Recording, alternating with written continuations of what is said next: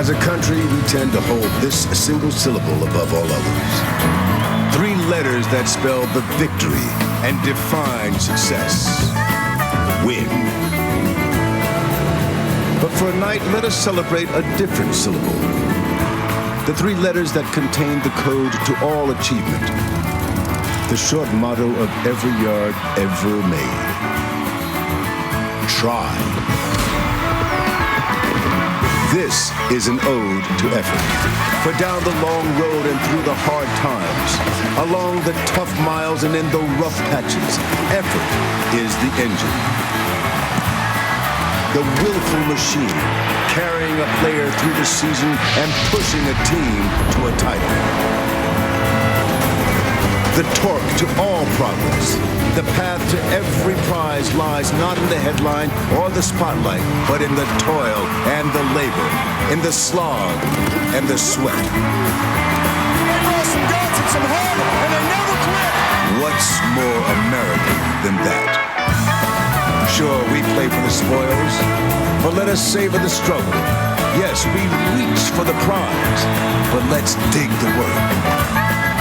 Here's to the strain and the strength, the locomotive of every victory earned, and the one they came here to seek. Win? Maybe. Try. You're damn right.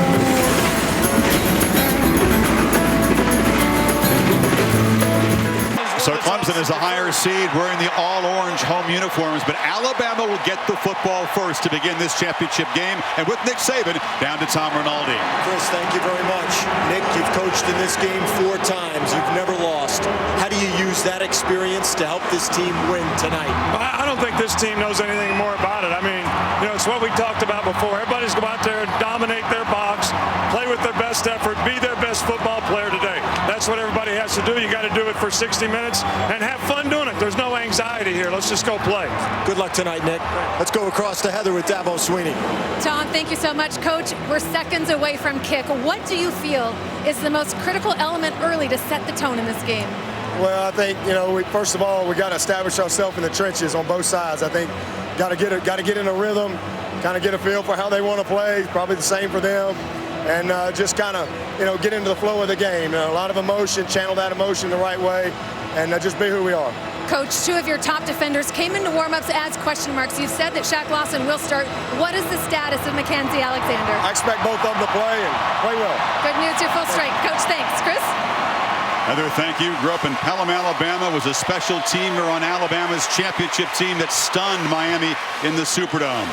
Kurt, let's take a look at each team's plan for success presented by Northwestern Mutual. Chris will start with Alabama. First thing they've got to do is go back to running the football with Derrick Henry. Remember last week it was a lot of pass to Ridley. Tonight it's more of Derrick Henry. I got to prevent the big play. Make Clemson's offense drive the ball. For Clemson, simple. Number 4's got to be the X factor. Deshaun Watson running and throwing. And then a big key in this game, when you look at Alabama, when they've struggled, it's been on 3rd down on both sides of the football. So a walk-on. Freshman Greg Hugel from Blythewood, South Carolina will kick it off for the Tigers. Tide have Kenyon Drake and Richard Mullaney. 2 key receivers deep.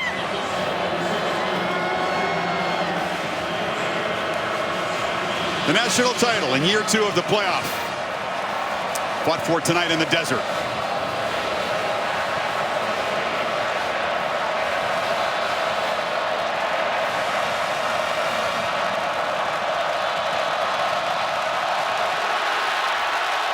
Hugel drives the kick into the end zone. Drake brings it out. And is knocked down. Good coverage by the Tigers. And that means Jay Coker, his one and only chance to shine, will get the football first. You know his story, beaten out by Jameis Winston at Florida State. Grew up in Mobile and had the game of his life in the biggest game of his life. 25 of 30, almost 300 yards against Michigan State. And this is a confident Clemson defense, the way they played this year. Look for Alabama to try to shock Clemson. Wouldn't be surprised to see him take a shot early here in this football game. Maybe try to do some things a little bit unorthodox and different from what they've done coming into this game. It's the Capital One quarterback profile. I think you said it's going to be tougher for him tonight than it was against the Spartans defense. defense for lots of reasons. A first down throw. They flip it near side. This is Calvin Ridley, the top receiver, but he's knocked down immediately by Mackenzie Alexander, who is starting along with Lawson. Yeah, so much for Mackenzie Alexander, maybe not playing in his football game. First play of the game, out in space. Big thing that Clemson's done well all year in the secondary. And here's some tempo from Alabama. No gain in that play, and here comes the Heisman Trophy winner as a flag comes down. Then Boulware shoots through and drops him for a 5-yard loss. Yeah, I don't know if Alabama was set there. They're trying to go tempo. Remember I talked about doing some things a little different to catch Clemson off guard? Oh, they actually catch Clemson. So the tempo does work. Tide will use tempo in spots, but not typically this early in the game. Offside. Number 90 of the defense lined up in the neutral zone. 5-yard penalty, second down. Terry Lydon and the Pac-12 crew working this game. And there he is at the bottom, Shaq Lawson. We wondered, how would he hold up? He's obviously in the neutral zone there. Good call. That's not even close, Shaq. No. Alabama feels by going tempo. You know, Clemson's known for tempo. Bama can go tempo. Makes it tougher for Clemson to get the calls into the defense. You'll see all 11 guys, look at them, looking over to get the call from Brent Venables. And if you hurry up your offense, it makes it tougher to get that call in. Penalty negates a 5-yard loss. So 2nd and 5. This is Henry picking his way up the middle. Knocked down at the 29, about a yard short of the marker. A lot of energy, a lot of emotion right now in this football game. And third down has been a problem for Bama most of the year. You say 3rd and 5 plus 103rd in the country. Here's 3rd and short. Again, they go tempo. Henry powers for a first down. It's a Clemson defense, Kirk, that's been very sturdy late in games, clutch, but often they seem to get off to a little bit of a slow start. It happened in Miami against the Sooners. It sure did. You go back to a game you and I called when they played Florida State. Remember Dalvin Cook found a crease in that initial surge. Second play of the game. Yeah, absolutely. It's part of feeling the offense out. You've been prepping. Now you got to see what they're doing. Coker pump fakes and now just fires into the ground. The receiver fell down over there. Was Ridley in a collision, and Dick just decided to spike the ball. But not only that, Chris, there was a misunderstanding.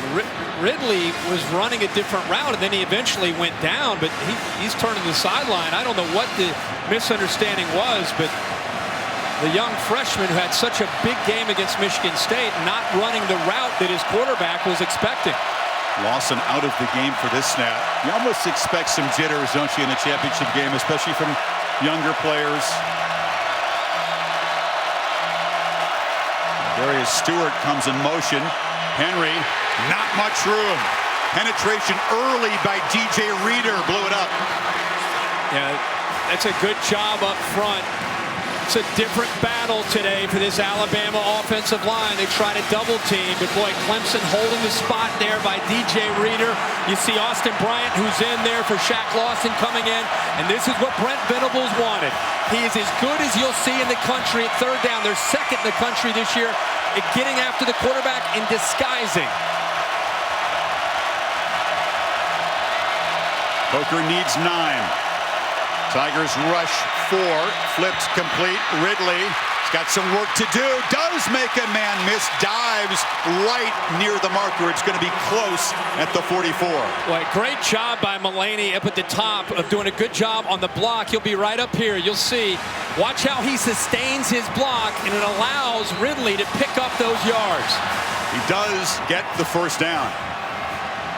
So makes up for that mental mistake. Lawson back in the game. We'll track his snaps as Stewart takes the toss again. Not much running room. He does well to get 3 yards. He is such a long strider. He is more effective as he builds up his momentum. The big thing that people talk about every single time you get around people trying to defend Alabama, Derrick Henry, they talk about we need penetration. We've got to get to him before he builds up his momentum, and that's what they've done here so far early in this game. First 7 plays against Michigan State, didn't touch it once. Already 4 carries in their first 7 plays. Pop pass, Stewart with Henry as a lead blocker. Excuse me, that's Kenyon Drake driven out, and that's the Heisman Trophy winner getting to the edge to help his teammate. And Shaq Lawson, because of that knee, he's offsides again. If you go back and look at that play, he's lined up in the neutral zone again. Remember, he's playing with that MCL injury Doc Punch talked about earlier. He's in a different stance, and I think it's really affecting him as far as his vision and his alignment. That's the second time. He got away with it that time, but he was in the neutral zone again. This time they need 6 on 3rd down.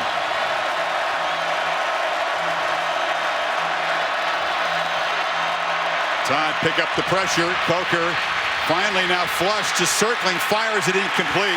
Richard Mullaney was in the vicinity.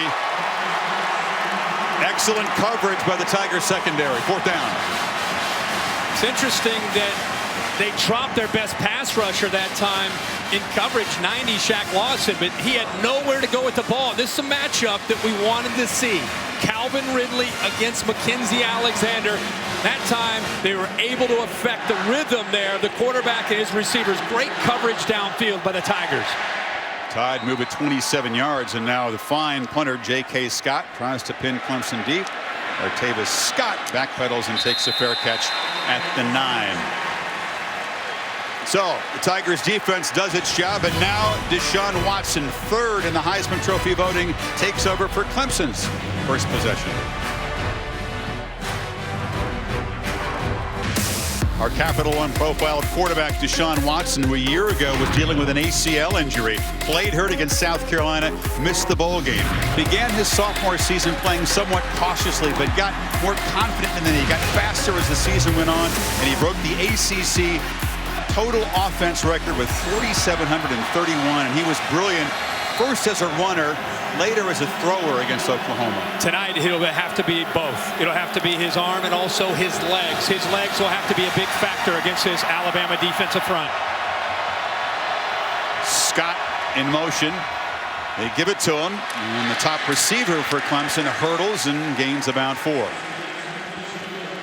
You'll see Clemson go tempo. Their goal is to wear down the defensive line with outside runs and tempo. They pitch it to Wayne Gallman, the top running back, who gets to the edge. Former linebacker in high school, he runs with great determination and toughness. Yeah, and that's just following a couple blocks by your receiver, peak, and leg it to tight end. Here they go again. Tempo, tempo. Wear down Alabama. Watson now for his first downfield pass attempt. Scott well covered and shoved out of bounds, incomplete. It was Marlon Humphrey, redshirt freshman, guarding him. Long throw, and actually late there by Watson. He's on the left hash, and he's going to his favorite target, Scott. But typically you're going to see Watson anticipate and throw the ball early. That time he was maybe early in the game just being sure, and by being sure the ball was late. Incompletion allows Bama to substitute some of the big guys up front. Now they hand it to Gallman, and he is hit immediately. No gain. So tough to run on this Tide defense. Jonathan Allen stopped him. Yeah, Jonathan Allen comes from the backside over here. You'll see him chase, but you also see the safety that time, Matthias Smith, get involved as well. Now the trouble with tempo, and it's 3rd and 10. We just talked about Clemson confusing the quarterback and coming after the quarterback. They got to be careful here of Watson on the scramble. Tide show pressure, but only rush 4. Watson flushed, has room, now fires behind Jordan Leggett. The tight end comes back to make a catch for a first down. That's exactly what I'm talking about. He's got to create 3rd down. You know he's not just going to scramble to run, Chris. He is scrambling to buy time. Leggett works to get open, and a great job with vision downfield by Watson. What a catch by Leggett. Throw was not very accurate. And now a short gain for Gallman. Ryan Anderson stopped him. Anderson zone read there. See Watson reading the in man on the line of scrimmage, and it was 22 Anderson. He collapsed down in a hurry. Surprised Deshaun didn't pull that and run around the corner. Clemson will come back to that play. Gallman in the slot, empty, and now he'll motion back into the left of Watson, who looks that way and flips it to him, incomplete. Began to put his eyes upfield before he caught the ball. Clemson's run 7 plays, 3 runs, 4 passes, and the one thing almost every play has in common is get the ball outside, get the ball to the perimeter. Again, that's a big part of how they want to attack, not just to get their skill out in space, but to try to make that defensive front chase them down. Third down again. They need 8. Tied with some fresh bodies to rush the passer. Watson in the pocket. Throws over the head of freshman Ray McLeod. Cyrus Jones, who had a huge cotton ball on the coverage. It's 4th down. Yeah, not a great route there by the true freshman McLeod. He just kind of ran out there, made it very easy for Jones to stay on him. And Deshaun Watson, I think more than anything, just threw that ball away. Bama able to get off the field there. And now Andy Teasdall, who's faked a punt each of the last 2 games. You wouldn't expect it here. And Cyrus Jones, a dangerous returner who's brought 4 back for touchdowns. Rushes up to take it inside the 30. Gets a block. And dances to the far sideline. Is knocked down across the 40 by T.J. Green. So much better field position for Jake Coker and the Heisman Trophy winner in their second possession.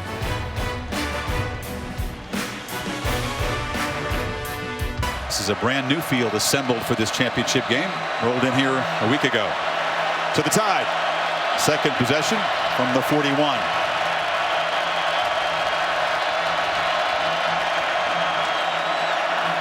Henry's got it again.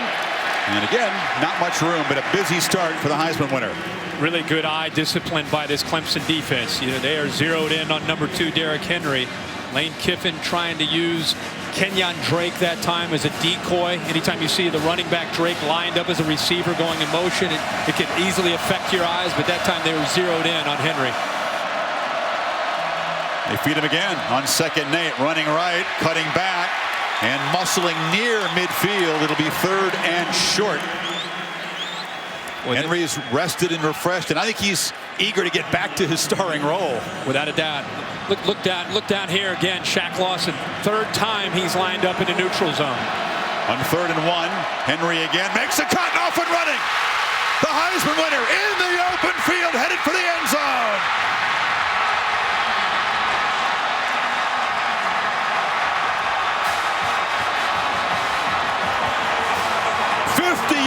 No decoy tonight, Kirk. No, just a great job of blocking on the right side of the offensive line. Dominique Jackson, Taylor, the right guard, the tight end, O.J. Howard. Boy, they opened that up. A 20th straight game in which Henry has rushed for a touchdown, extending his SEC record 26 now this season. Adam Griffith with the point, and the Tide strike quickly. Right side of the offensive line. Watched him open that hole up in the short yardage situation. You can see the speed. You allow him to run downhill. It's very tough to catch up to him. But give the offensive line, Jackson, Taylor, Howard, open that up. Clemson selling out in that short yardage situation, and it opens it up for Alabama. And Nick Saban got exactly what he needed from his team, a start in a 7-0 lead. Derrick Henry, all 59 yards in that touchdown drive. He already has 71 tonight.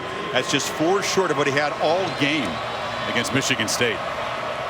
Remember the first game of the year that you and I had some short yardage situations against Wisconsin where they sold out to stop the short yardage, and he busted some big games. Scott takes the kickoff and breaks free. Beats the kicker. Finally, Griffith able to help haul down Scott. And it gives Watson terrific field position out of the 47. Well, that's exactly what Clemson needed. And Scott, after had a scope done in December, is looking like the old Artavis Scott with the speed. He showed some strength there as well, Chris, and being able to pull out of there.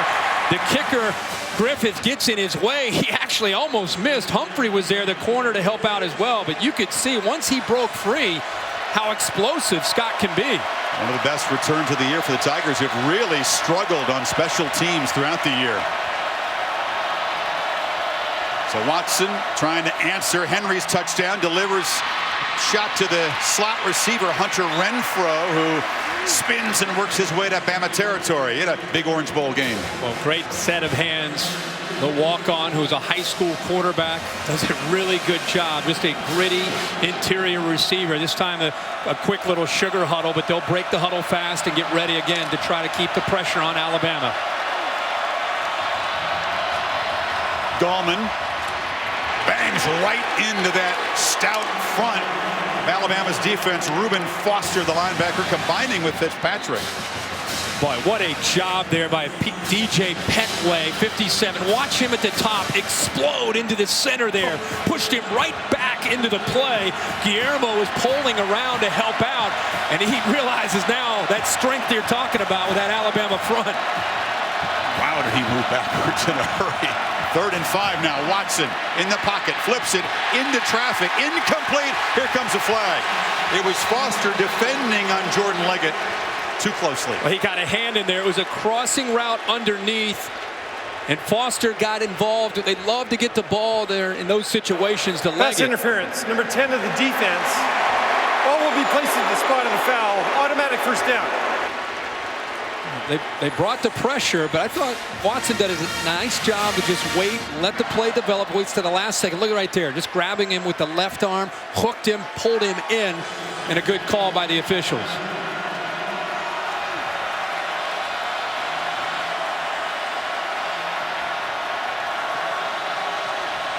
Ball moves to the 43. And Watson looking to throw on first down. Now takes off. His first run of the night. It's a scramble, but it's a quick 7. This Alabama defensive line, the best that Nick Saban has had since he's been in Tuscaloosa. Bo Davis is the defensive line coach. They really feed off of his energy. He's got 3 first-round picks on that defensive front.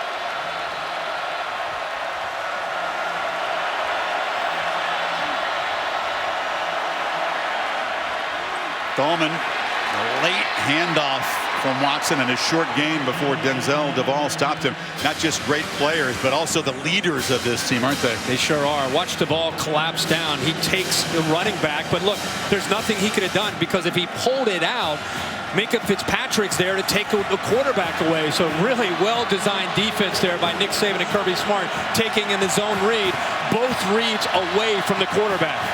Often they put 3 300-pounders in there, including Jaron Reed, who helped make that stop. On 3rd and 4, Watson still got it. Cuts back, got room. And that's an easy first down for Deshaun Watson. That's the defensive coordinator's nightmare. Yeah, 3rd down creating. Whether it's been Ole Miss or Ohio State last year with Cardale Jones, he knows he's got to make plays on 3rd down. Alabama knows it's coming. Great job of having that 6th sense of realizing he had room to run on the left side.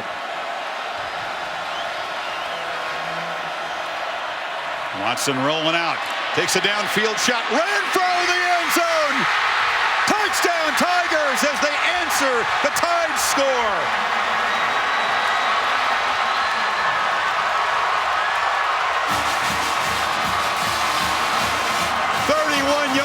For that gritty ex-walk-on. Another look. What an amazing effort here by Renfro. The big catch last week against the Sooners. And again, folks, he's a walk-on. He played quarterback last year in an option attack. He's walked onto this program. He's gotten better and better. In the biggest games of the year, here's pylon cam. An outstanding catch, but even a better effort to get open. Greg Hugel with the PAT. Renfro just wanted to prove he could play football at this level. I think he's proven it.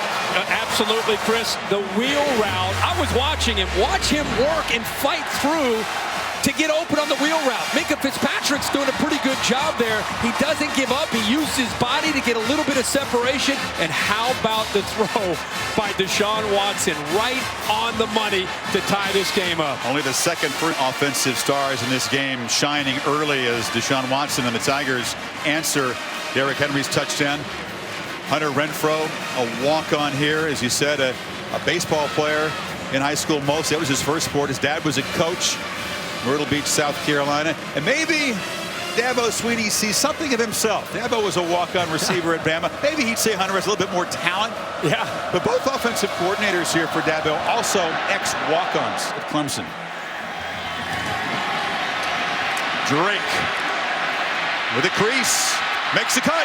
Kenyon Drake just dropped at the 40 by the kicker, Greg Hugel.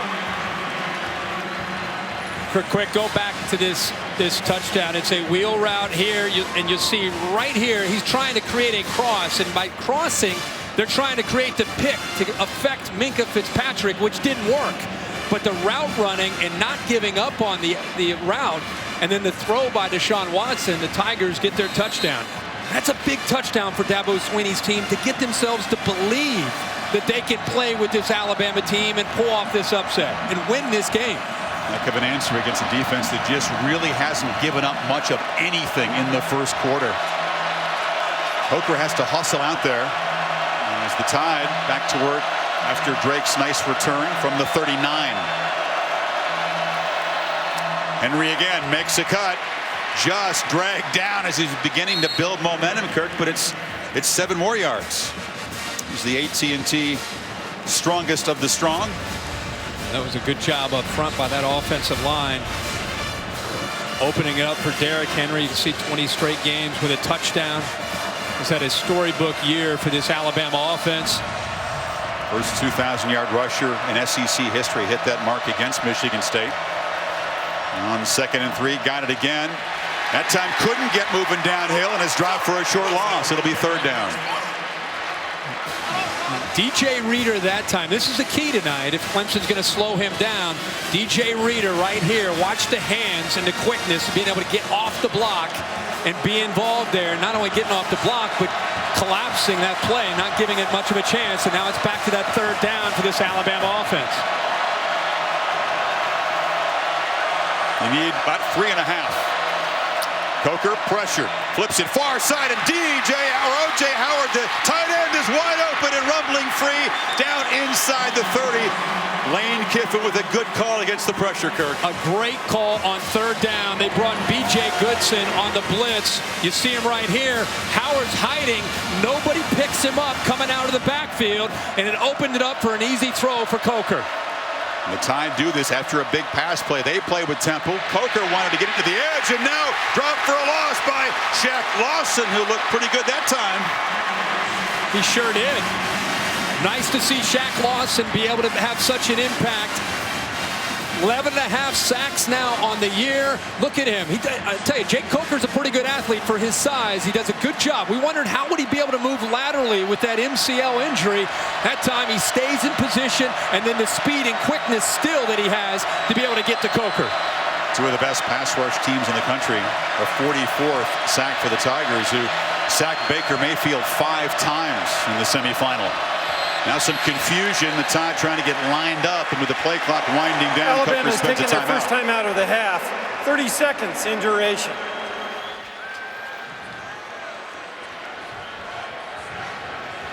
It's been a good year for Clemson, ranked #1 in the college football rankings every week by the committee. They'd never actually been ranked #1 in a season before. The Tide, of course, knocked off LSU and jumped to #2, and they've been 1-2 since November the 10th. And they have definitely been the 2 teams that a lot of people were excited to see to have a chance. This Tigers team, despite being ranked #1, they've been able to maintain a chip on their shoulder. It's kind of been driving them. Nobody believing us, people doubting us. And it has them here tonight playing for all the marbles, playing for the national championship. About a touchdown underdog tonight. Coker looking to the sidelines on 2nd and 16. And takes a shot downfield. It's for Ridley, but it's way over his head for Drake Tankersley in coverage. Chris, if you remember, early in the year, Drake Tankersley was tested. Teams went after him. They were somewhat intimidated by Alexander on the other side, and teams had some success early in the year. But boy, if there's a player that's improved the most on this defense, it's probably Tankersley. Big, strong, 6'1", about 195 pounds, and they leave him on an island quite a bit. Came over to deny a touchdown against Oklahoma with a pass broken up in the end zone. So on 3rd and 16, they hand it to Henry, who breaks a tackle and muscles down to the 27. Austin Bryant tackled him. That run designed to set up a makeable field goal, and it does so. Yeah. 3rd and long has not been a strength. We've talked about quite a bit about that tonight for Alabama, and just trying to give Griffith a better chance at this field goal. And he's hit 6 in a row from beyond 40. Told me he corrected some mechanics after missing his first 4 attempts this season. Finished up 22 for 30. Terrific story.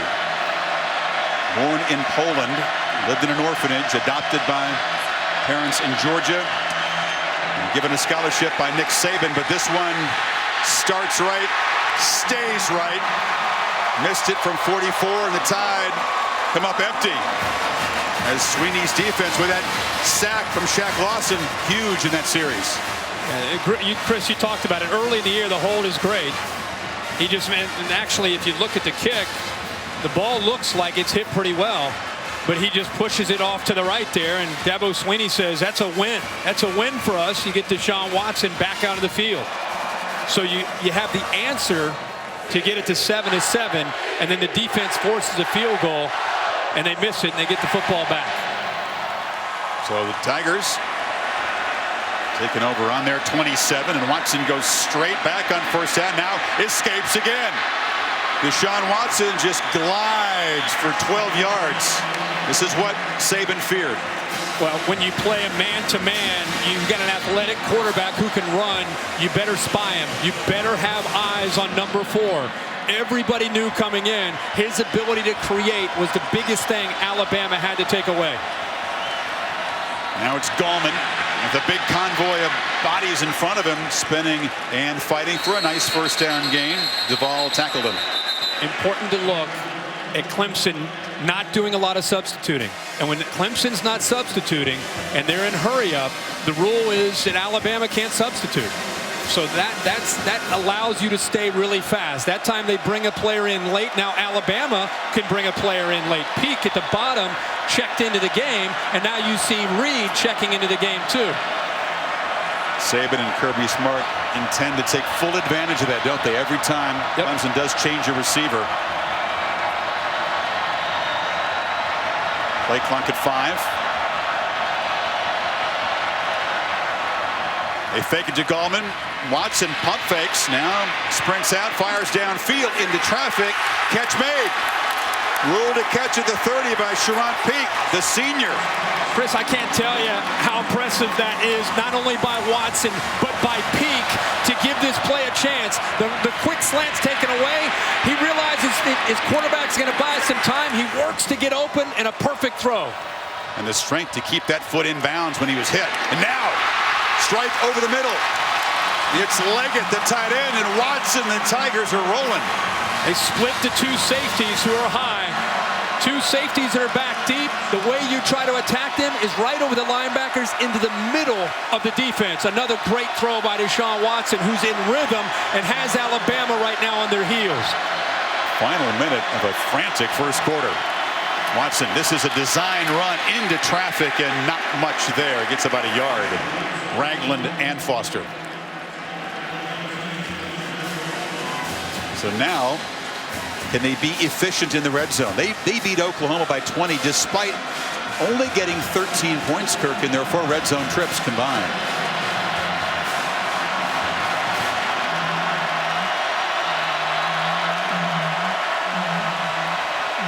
Second and 9.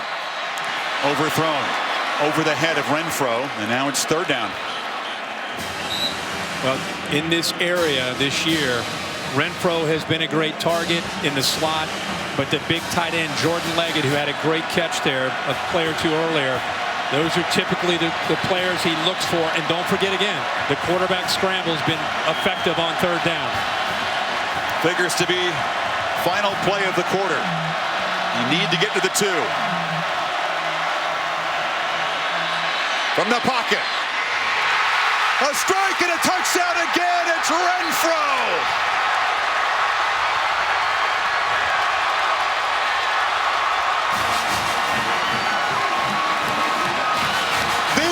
Unlikely star so far of this championship game.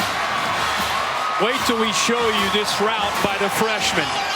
He's being defended by another freshman who's one of the more highly touted corners in the country out of New Jersey, and Minkah Fitzpatrick. He put a move on him to the outside to set up the move back to the middle, and a ball again. You can see the trust and the rhythm between Watson and his receiver Renfro. 73-yard drive. That was all Deshaun Watson running and throwing. And the second touchdown for Renfro, who continues a monster postseason.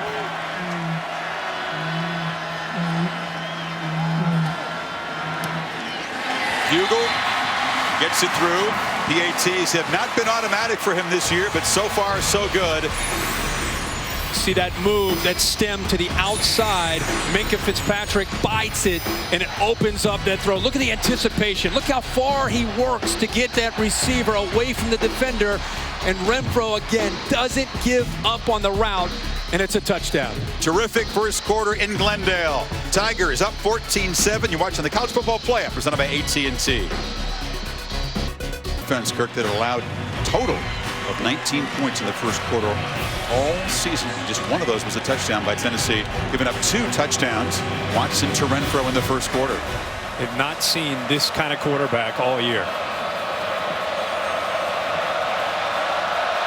Bugle drives a low kick, and Wake lets it bounce through the end zone. Dabo Swinney grew up in Alabama. Walked on at Alabama, was a wide receiver, a special teamer, part of that special group that shocked the Hurricanes, won a title in the '92 season, was an assistant coach, then got out of coaching. You wanted to lease or buy a house? Call Dabo in the Birmingham area. Did that for a couple years, took a pay cut to go back to Clemson and work for Tommy Bowden. And when Tommy Bowden was fired midway through the season, Dabo Swinney was the receiver coach. Terry Down Phillips, the athletic director, walked in, pointed at him and said, "You're the head coach. You're in charge. You make the decisions. Close the season strong and earn the head coaching job." And he did just that. What a great choice by Terry Down Phillips. Coker from the pocket has a man wide open, and it's Richard Mullaney. Stutter steps down to the 45-yard line. The graduate transfer from Oregon State, a steadying influence in this receiving corps. Great job on 1st and 10 with Coker off of play action, reading the flat defender and throwing the ball right over top of him to Mullaney. And he showed a little bit of athletic ability there after the catch as well to pick up more yards. Now they hand it to Henry, who's met in the backfield and dropped for a loss. Quick penetration by the excellent defensive end, Kevin Dodd. Kevin Dodd gets in here. We don't talk as much about Dodd. Watch him shoot this gap. That's what you have to do against Derrick Henry. Shoot your gaps, be able to get in there before he builds up that momentum. And I think they underestimated, it was either a blown assignment or underestimating the quickness of Kevin Dodd. They say the hardest working guy on that defensive team. He had a big game against the Sooners when Lawson went out. He's got 20 tackles for loss, overshadowed a bit by number 90, but an excellent player himself. So Henry loses 4 there. Coker steps up in traffic, drop for a loss. It's Dodd again. Second sack for Clemson. Kevin Dodd having his way. The weakness in pass protection is the right side of the offensive line. You can see he works right by Taylor with quickness. It's 6'5", 275 pounds. He's strong, but he's sudden. And that time he shot the gap again between Taylor and Jackson. Alabama, when they get to these second long and third long situations, made it very tough for Lane Kiffin and Jake Coker to have consistency. This is what the Tigers defense has done all season. They force a ton of negative plays. Coker's got to hurry on 3rd and 18. Snaps it at 1. Backpedals. Flips it short to Ridley, who's going to be dropped again right there by Mackenzie Alexander, who's winning that little one-on-one battle so far. Boy, he reacted so quickly to this play. 3rd and long, they bring the blitz here from Tankersley, but zone behind it. So watch Mackenzie Alexander coming in to be able to affect that. You also see Shaq Lawson dropping. Brent Venables continues to mix up the looks on 3rd down, confusing the line and confusing the quarterback, Jake Coker. So Scott to punt to Scott. And Artavis makes the fair catch, and now that Bama defense right back on the field as Deshaun Watson goes back to work up a touchdown. Being himself. He sure is. He's been doing this all year. He's making plays. He's creating. He knew that he had to do that on 3rd down, but how about Hunter Renfro? A couple touchdown receptions, and you could see the confidence that Deshaun Watson is playing with right now coming into this series, which I think is a big series, even though it's early in this game, for this Alabama defense. And right now has been on its heels the last couple possessions. Tigers have driven for touchdowns, 54 and 73 yards these last 2 possessions. Now they keep it to Watson up the middle, try to confuse with that motion, and that's a nice first down gain. Very effective play. The play calling early in the game where everything was wide. Everything was wide. What's happened with the success of that in the passing game is that now you can go back to running a little bit easier, as you did right there, running the football with Deshaun Watson. He got 7 on first down. Now rolls, pump fakes, and looks to throw downfield. Is intercepted. Picked off by Eddie Jackson, who baited the quarterback and creates the first takeaway of the night. Deshaun Watson thought he had Geno Smith isolated one-on-one. He thinks it's just a one-on-one matchup, but Jackson comes over off of his man. See how there is separation? That's what Deshaun Watson saw. He thought the freshman was pulling away, but the veteran that time, Eddie Jackson, comes over for his 6th interception on the year, and that's exactly what Alabama needed to get back into this game. He's had a terrific season at safety after shifting from corner last season. So Watson's first poor decision. And Nick Saban would tell you that's why they're better equipped to defend these kind of systems, because they're better in the back end. So Coker from plus territory. Ridley, it's a reverse to Drake. Quarterback throws a block, another block on the edge, and a stutter step move. Clemson fans want a block in the back. Tankersley eventually forces him out. I don't know what's more impressive, seeing Coker out there, or the big All-American Cam Robinson with that block that I thought was clean, Chris. And you can say what you want about right there at the top. He hits the safety, T.J. Green. That's what the crowd reacted to. He's only got about a 140-pound edge on Green, and now Henry breaks free again. Stiff arm, dragging a tackler as flags come in on the tackle by Goodson. They're going to tack this on. Yeah, definitely got a hold of the face mask. You got to try to get a hold of anything you can when number 2 starts rumbling downfield. You're right about that.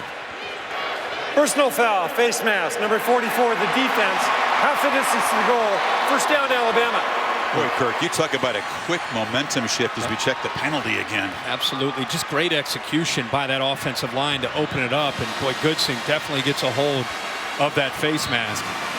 So Clemson had a 7-point lead, looked to be building another drive. Suddenly, the interception by Jackson.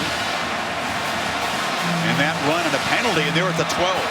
Tough to run the ball down deep in Clemson territory. A lot of times you rely on the quarterback to have to make plays throwing the ball against a very aggressive Clemson defense. Big, strong formation. Coker better hurry. Did they catch it on the sidelines? Kiffin noticed the play clock if his quarterback didn't and call time. The play clock has been, it's been second or third time we've seen the clock getting down to 3, 2, and 1. Prior to the expiration of the play clock, timeout, Alabama, their 2nd of the half. Timeout on the field. So the Tide threatening, trying to tie things up when you come back. Goodyear providing aerial coverage. Kick off your drive with tires that return superior performance. Goodyear, more driven. Tide have driven 30 yards in just 32 seconds after the Jackson interception. First down now at the Clemson 12 after the timeout. Receivers are isolated one-on-one. You have the fade or the back shoulder fade that they like to go to. Instead, it's Henry. He makes a cut and bangs down for about a 4-yard gain. When in doubt, you get behind Cam Robinson. Boy, he is healthy and looks great. 74, 6'6", 326. Big fella. He was the offensive MVP of the win over the Spartans. He had 5 knockdown blocks. Dominant, and healthy. I think that was the big thing. The layoff really helped him.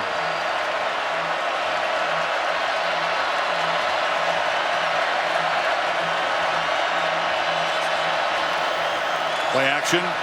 Coker still got the ball. Fires behind Ridley, who couldn't collect it. Not an accurate throw. It really was pretty well covered. Yeah, and I think here Ridley ends up running into where the coverage was. At that time, Coker does a good job of trying to settle him down with the throw. You can see he's running himself right into where Ben Boulware is.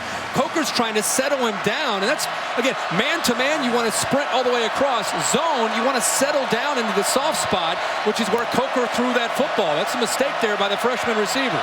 Who's usually the top target, Kirk. He's been targeted 6 times, but only 3 catches for 10 yards. So 3rd and 7. It's Drake in the backfield. Coker looks back to the left.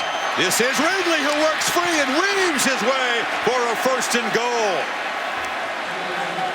Carlos Watkins saved the touchdown. Yeah, last game against Michigan State, it was the vertical pass. Now underneath, he is so dangerous with the ball in his hands after the catch. So it's not Henry, but Drake in the game. He gets the handoff. Not quite the power of the Heisman Trophy winner. He's very close, but ruled short of the goal line as B.J. Goodson and Lawson stopped him. Yeah, and because they went so fast and Drake was in on 3rd down, they had to go fast with Drake, and now they'll get Derrick Henry back into the lineup. You see that Shaq Lawson out there giving tremendous effort to be in this football game. He sure is. He's playing on guts, a word that Dabo Swinney loves to use. Ball a foot away from the goal line. Big defensive lineman in the formation. Lead blocking for Henry, who just dives to pay dirt. Robinson and Reed, those studs on the D-line, making it pretty easy for Henry that time. You have Cam Robinson on the left side. You've got Ryan Kelly in the middle, and then you're going to follow A'Shawn Robinson and Jaron Reed. Pretty good chance. About 1,200 pounds there. Pretty good chance of getting a push. And then, oh, by the way, Derrick Henry's a monster too, trying to run the football. The monster is just 2 yards short of 100 already, as Griffith drives the extra point. So the interception by Eddie Jackson set it up. That's exactly right. As good as Deshaun Watson's been in this first half, a poor read here. Jackson's interception, a couple big plays. The top 2 teams battling for a national championship. Griffith drives the kick deep into the end zone. Well, Danny Ford was a very young head coach, and in 1981, Clemson was the only perfect team in the country, 12-0 national champs. Now, Dabo Swinney, like Ford, an Alabama grad and a member of the '92 championship team, trying to end the 34-year drought. Another parallel, Kirk. Homer Jordan and Deshaun Watson grew up 42 miles away in the state of Georgia. Both teams went down to Miami and beat the number 4 ranked team. The difference is now Tigers got one more hurdle to clear. 12-0 used to be good enough. That's right. Here's a 1st down play, and Watson, perhaps an important drive to reestablish the mojo, Kirk, after the pick. Yeah, I think so. But he's so poised. He doesn't let mistakes bother him. Watch his little stutter step to set up the block. Defense is there. Tomlinson's there. Just buys a little bit of time there. Allows the tackle Gore to come around. Well done. Now Watson rolls and just dives down after a short gain. It'll be 3rd down.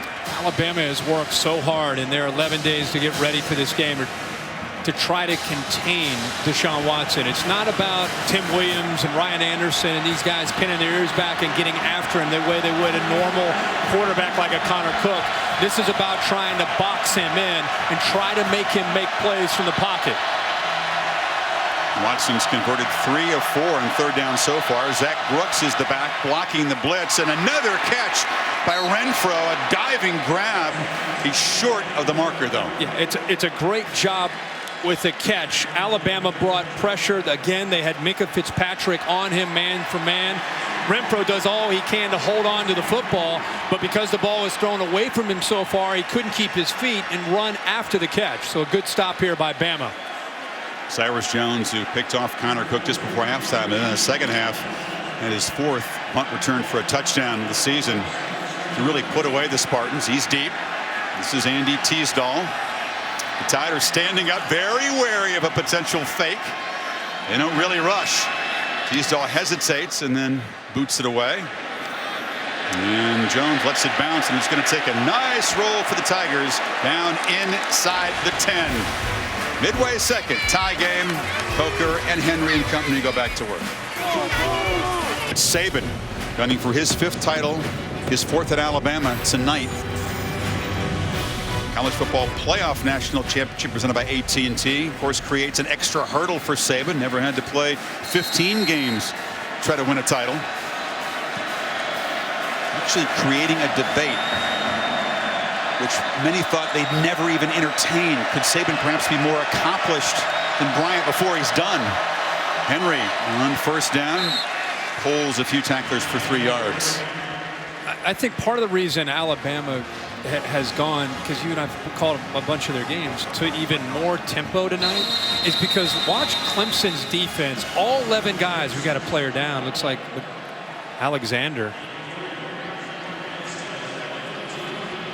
Yeah, that's not a good sign. Of course, he is the lockdown corner who came into this game with concerns about his hamstring that he injured in the Orange Bowl. He's looked pretty good in the early going, but has to be helped to his feet. We'll take a quick break while they attend it. Keep an eye on the left leg of Alexander as he tackles Derrick Henry here. Coming on a blitz, the left leg goes in right there into Derrick Henry. He's on the sideline being worked on. Remember, it was his right hamstring that was talked about before the game. People wondering whether or not he'd be able to play. He's been playing the whole game, and good to see him on his feet. Adrian Baker-Kirk, the sophomore from Hallandale, Florida, in to spell the lockdown corner. 2nd and 7. Henry has to bounce off initial traffic, but bounces well and spins out across the 20 right at the marker, and they will spot it. Boy, Clemson does an outstanding job with a true freshman there. Wilkins getting penetration. I was surprised to see Derrick Henry get out of there. There was such a push from Clemson, but he's able to get through that initial surge and bounce off of it and then pick up those yards and almost came over the first down. Goes over 100 yards, his 10th 100-yard rushing game this season. I don't know why the hesitation to measure this. It's right where the chain is at the 20-yard line. The ball was spotted short of the line of the gain. It is 3rd down. Okay, let's take another look at the spot. The ball on the sideline where he was tackled is not placed the same spot that the ball on the hash mark is. So they've ruled it's 3rd down. Saban doesn't necessarily agree with that. No, they might want to take a look at that. That was a strange spot. Bill Richardson is the replay official in his Pac-12 crew.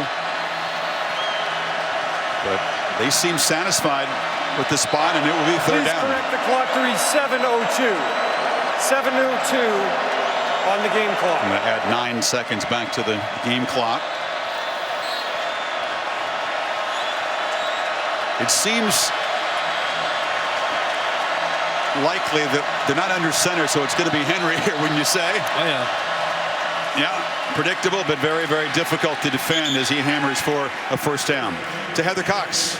Well, Chris, an update on Mackenzie Alexander. As you mentioned, he was battling that right hamstring coming in. It is now a left hamstring injury. They have put ice on it and wrapped it. He is visibly in a lot of pain, very frustrated, was slamming his fist into the table. At this point, we don't know whether or not he can return, Chris. Has not been beaten for a touchdown since early in his freshman year.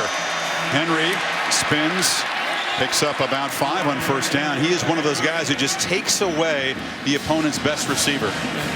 It's a big deal to lose him and to lose his ability to cover. Alabama continuing to work Derrick Henry, continuing to pick up good positive yards on 1st and 10. But that, if he's out for the game, that's a big hit for Clemson. Remember last week against Oklahoma, they lost Shaq Lawson, and they were able to fight their way through it. The grimace says a lot, doesn't it? You fake it to Henry. Coker chased and hit.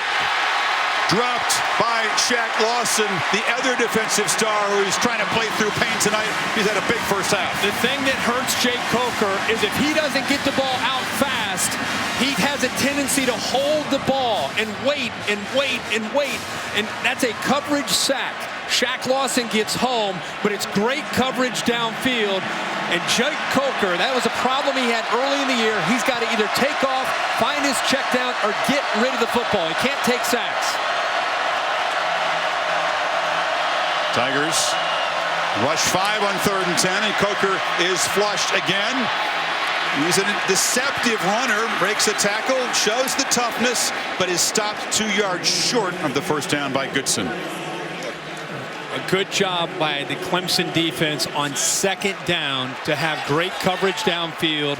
Coker holds the ball. Shaq Lawson comes up with a sack. Then that puts Alabama in that area that they've struggled all year, where Coker does not like a lot of quarterbacks, but especially this Bama offense. They are not a very effective offense when they get to that 3rd and 6 and longer position. And that time Clemson give them a huge assist there to get that football back to Deshaun Watson. Tigers with 3 first-half sacks. Tide only gave up 20 all season. So again, to Scott's J.K. to Artavis, and the sophomore booms this one way up, and Artavis Scott has to backpedal inside the 20 for the fair catch. 52 yards on the punt.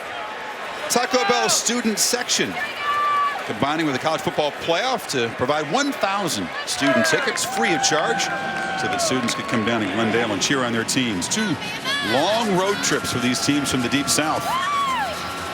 Rarely do they venture to the West to play any football game. But a great crowd tonight. Yep. We think Clemson's got an edge here. A little more orange than Crimson. About 60-40.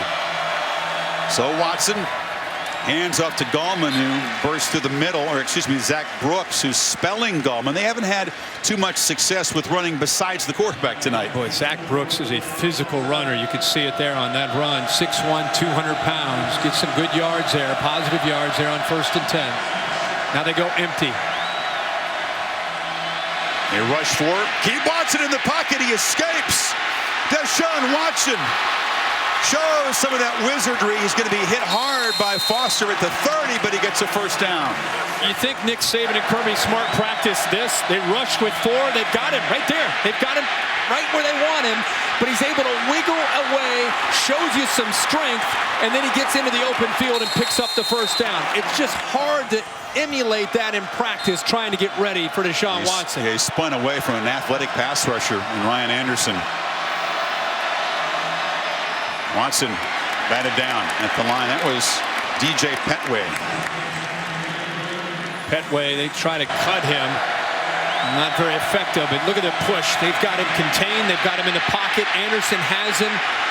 And then once he's able to get away from Anderson, it's the combination of the strength and the speed from Deshaun Watson.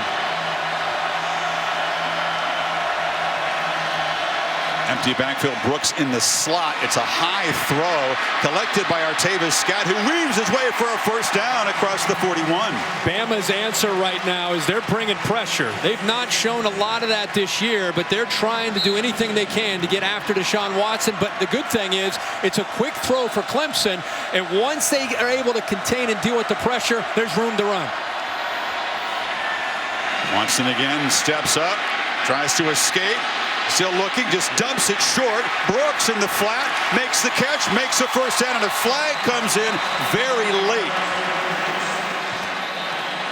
It was well away from the play. It looked like a man who was downfield by about 5 or 6 yards. They might have their eye on Joe Gore, the right tackle. So one thing when a quarterback creates, it's tough on those linemen to not get downfield. You talked about the strength of Watson. An eligible receiver downfield, number 73 of the offense. 5-yard penalty. Second down will be repeated. And strength is something that Eric Stryker, who played him in the Orange Bowl, said he didn't really figure that Deshaun Watson would show that kind of strength. He had to show some hand strength to not fumble the ball in that play. Almost lost it. Yeah, he sure did. And he is creating like crazy tonight. Urban Meyer said earlier tonight on our pregame show on game day, he said, you know, the quarterback's ability to create the plays that aren't necessarily drawn up will be big. Same with Brian Kelly and Hugh Freeze. It's 1st and 16 after the penalty. They flip it to Gallman, and Foster flies in there and knocks him down for a loss. Just a great job by Reuben Foster, the junior. Reggie Ragland patrols the middle. They get Reuben Foster's athletic ability to the outside, and boy, that time they took that run completely away from Wayne Gallman. Great speed onto the edge. It's the first time they've made a tackle behind the line tonight. Sets up 2nd and 20. Gallman on a delay and another loss. Deshaun Hand, part of that deep group, the defensive lineman on the stop. This is just a matter of being prepared. You know, 2nd and 20, screen or draw is probably going to be the call. The defense, look at them, they have 5 or 6 white jerseys, either waiting for Deshaun Watson to run on the draw or a handoff to Gallman. So the Tigers moving backwards. 3rd and 23. Watson escapes again briefly, but is dropped at the 30. Rashaan Evans, and these are reserves for Bama making plays. You're killing the drive. They get you to 3rd down, and Evans and Williams come in. Nick Saban loves to use them with speed off the edge, and this was 3rd and forever. See him off to the right there. I think he felt that Gallman was going to be able to sustain that block. Watson having a conversation with the officials and a slow walk to the sideline. But with tempo from the Tigers, Kirk, the depth of this Alabama defense is coming to the forefront. As you take another look at the hit there, it was Evans on the knee of Watson. Yeah, a big hit there, and it looks like a right hip. Boom, contact right there on the hip. You know, you always think about Clemson's offense wearing down the opponent because of the tempo and the amount of plays.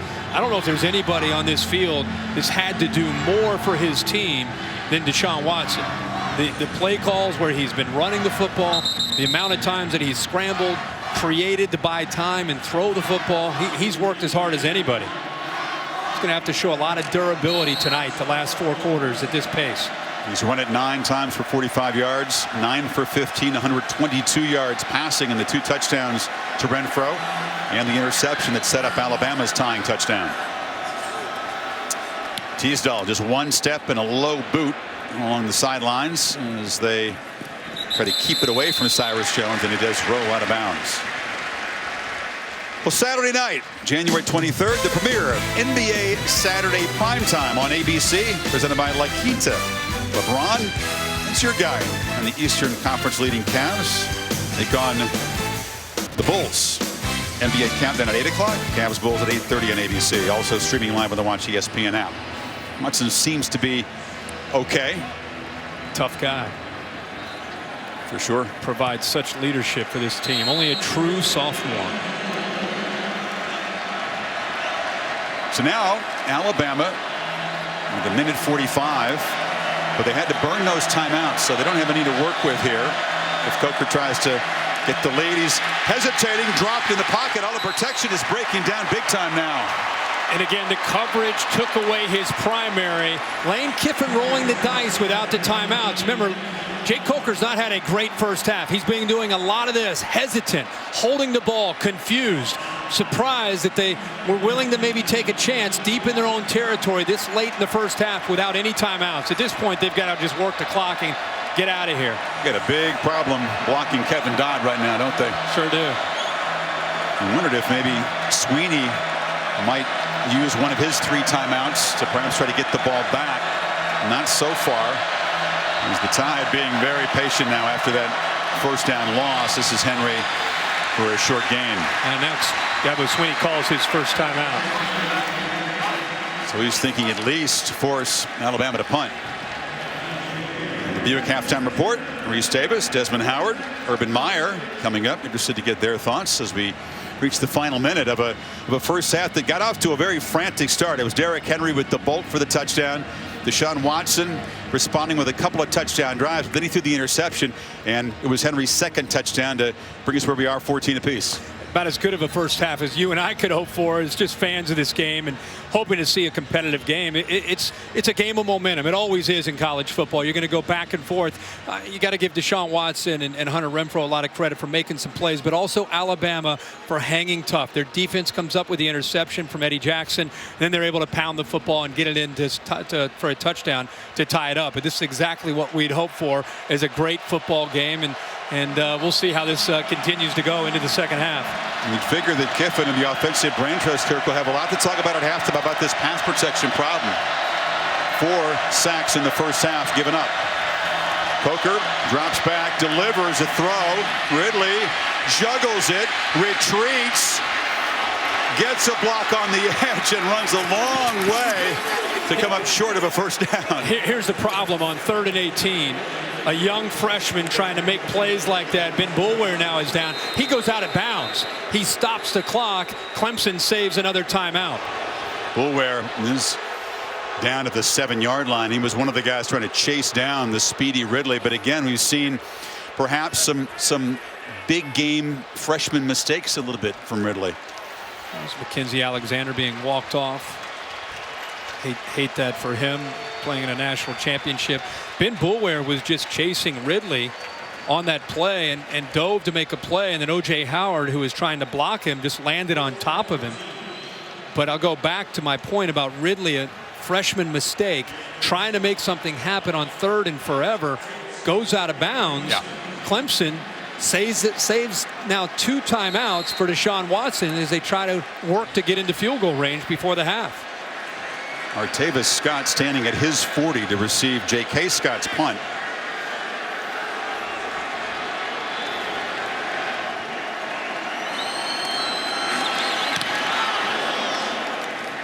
It's a returnable boot, but a fair catch call by Scott, who had some room. Backpedals to the 34. Look at the scoring plays tonight, Chris. It started with a big fella, a hole that just opened up. A touchdown for Derrick Henry to get off to a great start. But this is when things began to change. We started to see some great throws from Deshaun Watson on a wheel route to Hunter Renfrow. Again, the freshman walk-on receiver gets behind Minkah Fitzpatrick to make it 14-7. And then, as we said, after the interception by Eddie Jackson, Bama gets deep into Clemson territory and ties his football game up. Tigers would need to get about 35 yards, Kirk, to be in comfortable field goal range for Greg Hugel, who's long as 47. Watson has a lot of room, but decides to flip it over the middle, and it's caught. Jerome Peak, big gain to the Alabama 40, and they're hurrying now. Yeah, they're going to go hurry up here. Dabo Swinney doesn't want to use a timeout. Deshaun Watson, who is very calm in these situations, gets the play called. They're ready to go. Watson flips it over the middle, and Brooks catches it and immediately takes a shot there from Foster. Now you got to call the timeout, obviously. Leaves them with 1 because of Ridley going out of bounds. They still have the 1 timeout. What a job there, Chris, on 1st and 10 by Deshaun Watson. Remember, we talked about how he scrambles. He's not always going to scramble to run. This time he scrambles to try to buy time, and now he's going to wait for his receiver to break free right into that open area. And Peak, because of his size at 6'3", 215 pounds, does a good job of using his body to keep the defender away from the football and uses the hands to bring it in. Nick Saban animated, looking at Ronnie Harrison, one of his true freshman defensive backs, in coverage in that play. So Clemson has the timeout. They need to get about 7 or 8 yards closer to get in the range for Hugel in terms of his career long. His biggest fear, telling us, was when Watson scrambles, he says plaster. The defensive backs have to plaster the receivers. That time they did not. Empty backfield. Watson retreating, fires near side. Brooks is open. Stutter step. First down. That'll stop the clock momentarily. 12 seconds in the half. Tigers trying to spike the ball and save the timeout. And now timeout is called. Well, the clock's running. The clock did not. That's what he's trying to tell them. The clock was continuing to run on a first down. It was 12 seconds. Taking their third and final timeout of the half. Boy. Please correct the game clock to read 9 seconds. They'll add 3 seconds back. So 12 seconds when the first down yardage was gained. He's saying fire. That's their sign for fire the ball, kill the clock, kill the clock. For whatever reason, they kept moving the clock. They kept moving the game clock on a first down. There was 12 seconds. The game clock should have stopped. It's been eventful for Clemson at the end of first halves. Remember the brain cramp by Watson in the Florida State game when he clocked the ball against the Seminoles, cost them a chance, and then the interception that he threw, the bad decision against the Sooners in the end zone in the last game. That wasn't on him. No. Yeah. I'm not saying in this situation. Yeah. Remember that he's not going to take a chance here now. Out of timeouts, they send out Hugel from 44. He's been reliable. This for the lead.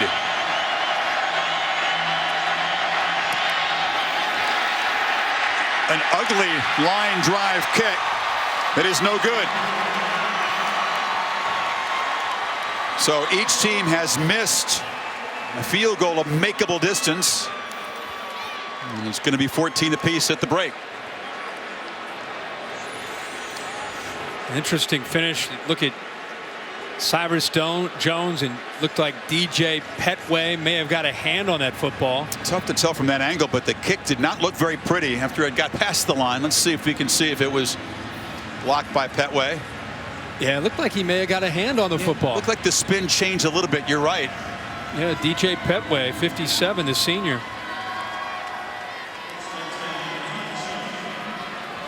Yeah, definitely got a hand on the football.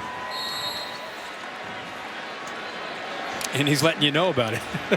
That's what you have to do when you make a block in a championship game. Just in case you didn't notice the change in spin. I got that one, guys. That was me. Henry stutter steps and is knocked down near the 40 as time expires in an exciting, eventful, and pretty darn even opening half. Clemson has the edge in yardage, 219 to 195. The one turnover setting up the tying touchdown. Both defenses flexing a little bit, especially Clemson's pass rush, up for Nick Saban to think about. It's Tom Rinaldi. Chris, thank you very much. A tie game going in a half, Coach. What's the more important adjustment, protecting your quarterback or finding a way to limit theirs? Well, we can't take negative plays. Jake's got to get rid of the ball. He's got to throw the check down. He's got to get rid of the ball. Every time we have a negative play, it stops a drive.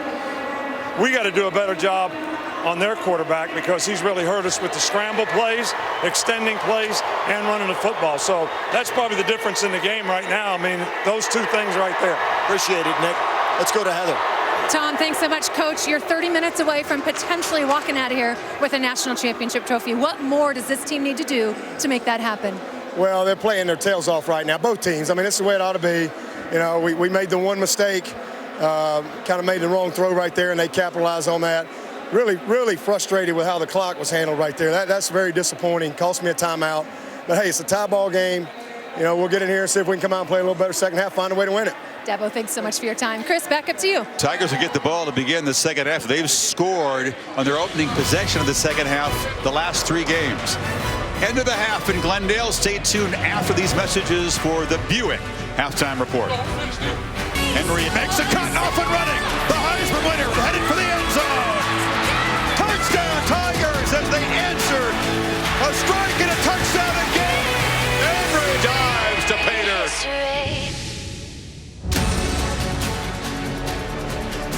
Back and forth, an excellent first half of the college football playoff national championship game presented by AT&T.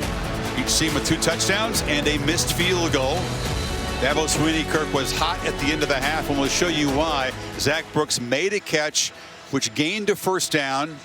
The clock did not seem to stop immediately, and eventually he had to spend his final timeout. Yeah, I thought he had a legitimate beef. You see the play clock on the left there at 19-18, and again, see the yellow line, first down. Okay, he gets tackled with 14 seconds, worst case. Clock goes to 12, so there's 2 or maybe 3 seconds. Now watch the clock now. The ball's not even spotted, and the clock's already started. That's why Dabo panicked down at the bottom. He's trying to say clock it, meaning fire the ball into the ground.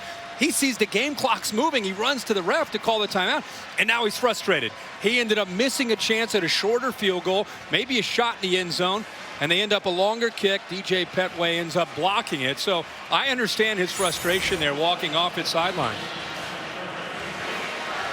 Clemson to get the football, and they have been red hot at the beginning of the second half. In the last 3 ball games, they've scored each time, opening possession of the second half, all of them touchdowns. Scott fakes the reverse and gets a little crease in the return out across the 20-yard line as we check in with Heather Cox for an update from the Clemson side. Chris, Dabo Swinney's message to his team at halftime was simple. We have 2 quarters to win a national championship. We don't need to make any fundamental changes. You guys are playing like crazy. What you need to do is eliminate any mistakes, and we will be fine. Also, 2 injury reports for you on defense. Ben Boulware, their linebacker, has a strained deltoid in his shoulder. He will return. However, Chris, big loss. Mackenzie Alexander, who was struggling to even put weight on that left leg, will not return with that hamstring injury.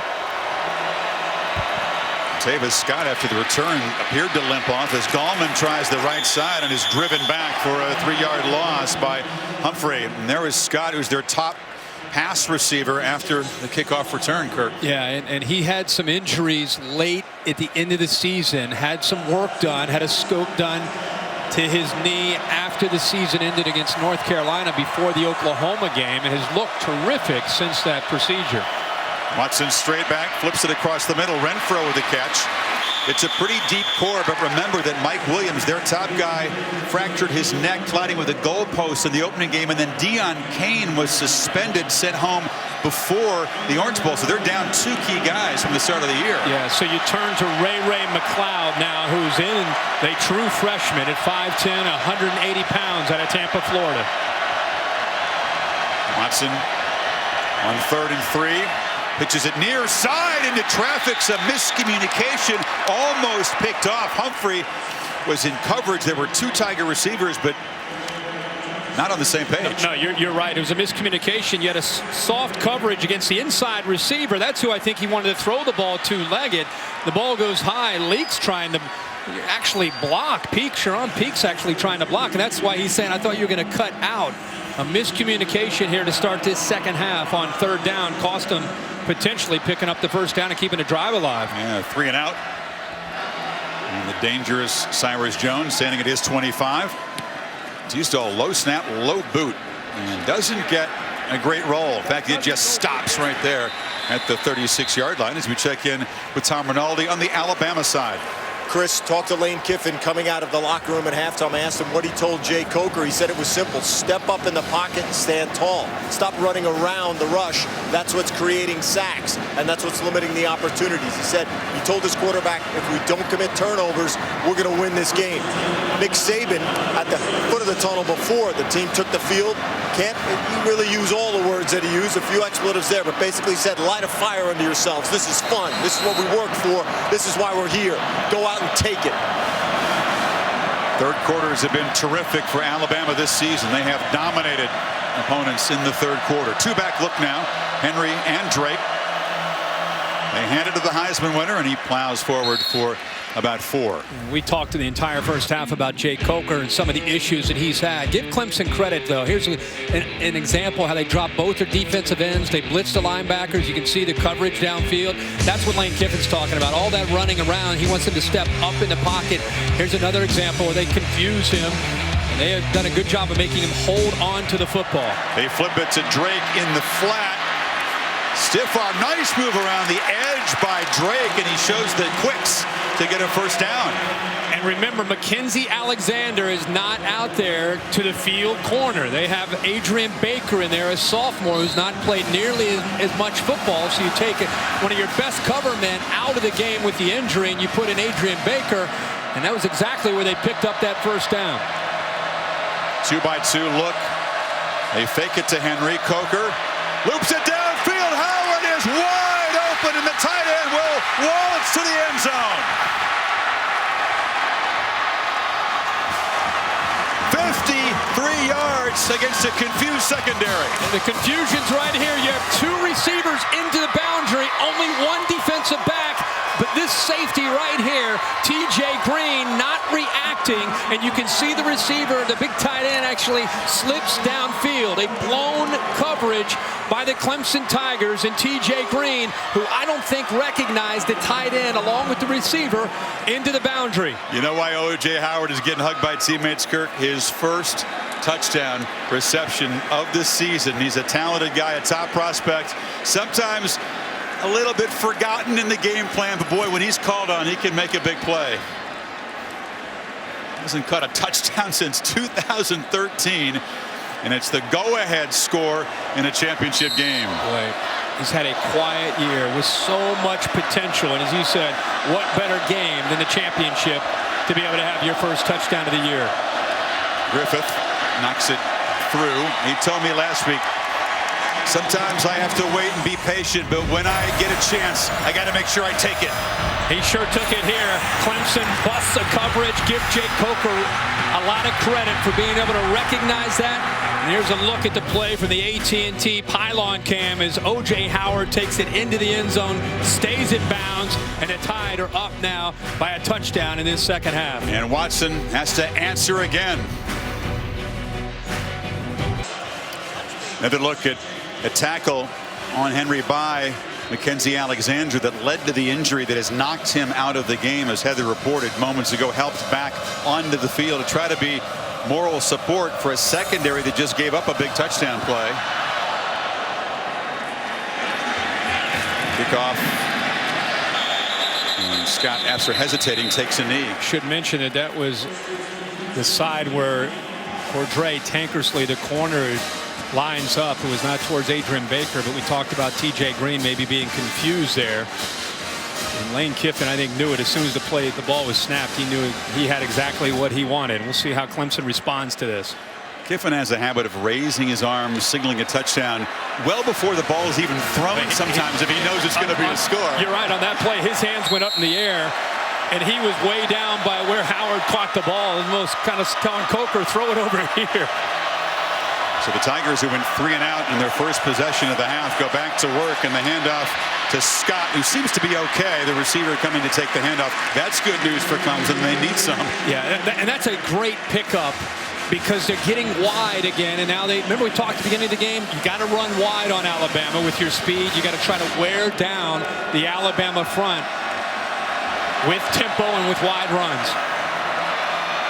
Gallman, who looks quick as he did in the second half of Miami, bolts for a quick first down. I'm glad you brought that up because he hit a different gear.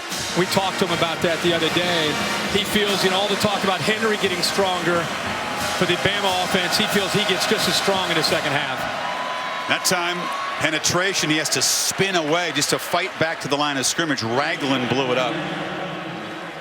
So much talk about the Alabama defensive line. Truth be told, the true leader of this defense, the alpha, is Reggie Ragland there in the middle, number 19.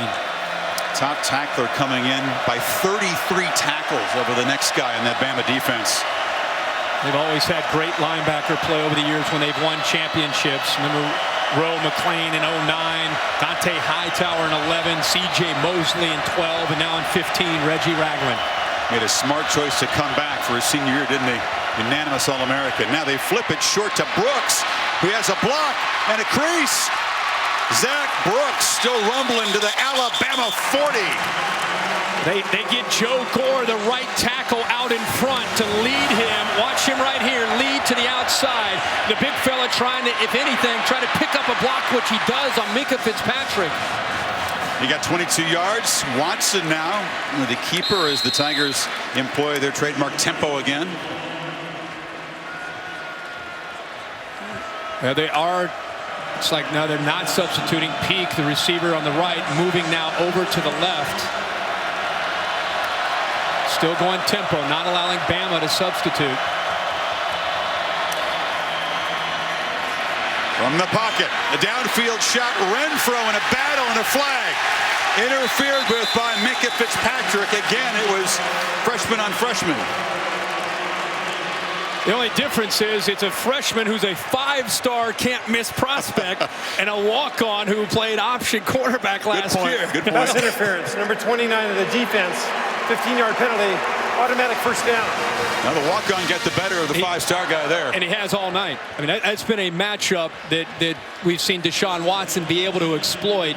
Once that ball's in the air, Minkah Fitzpatrick gets pretty physical with Renfro. The last thing he wants to do is give up another touchdown to Renfro. Ball near the 20. Watson still got it. Trying to escape. That time they close him down. Reggie Ragland forced him back to the inside where Deshaun Hand and the rest of the Crimson Tide defense was.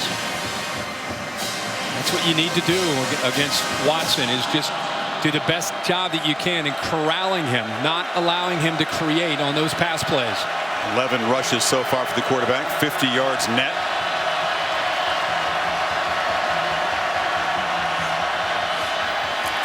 From the pocket, over the middle, and broken up. Fitzpatrick closed quickly. Jermon Hopper was running a post. Great closing speed here this time. We've talked a lot about Fitzpatrick. This time he does a good job of keeping his eyes on the football. And by keeping his eyes on the football, it gives him a chance to be able to break on the ball. Great quickness there and great change of direction by the freshman. Big moment now, 3rd and 9. They're in field goal range, but can Watson again create some third down magic? Remember, Leggett's here, and they also have to be careful the quarterback scramble from empty. Pressure. Pocket closes down. End zone throw! Incomplete. It was Scott battling for the ball. A beautiful throw to the corner. Deshaun thought he had one. I don't know if he could have handed the football to Hopper any better than the way. Look at this throw right over top of Harrison, who, by the way, does a great job. Hopper has it until he comes down, but Ronnie Harrison, another true freshman, gets his hands in there, doesn't give up on the play, and rips it away at the last split second away from Hopper. That could be a 4-point play right there. The ex-high school quarterback making a huge play. And now it's Hugel, who had his opening attempt blocked as the Tide only had 10 men on the field, ran a man on late. And Hugel knocks it through from 37. So Clemson answers the touchdown with 3, and the Tide still up by 4. Well, a battle for the national championship trophy. It is worthy of the occasion.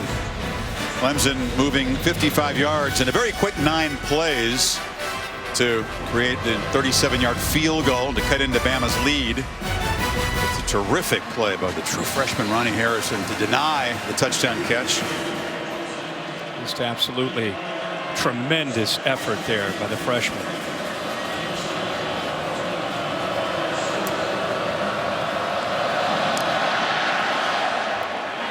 Hugel's kick drives Drake to the goal line.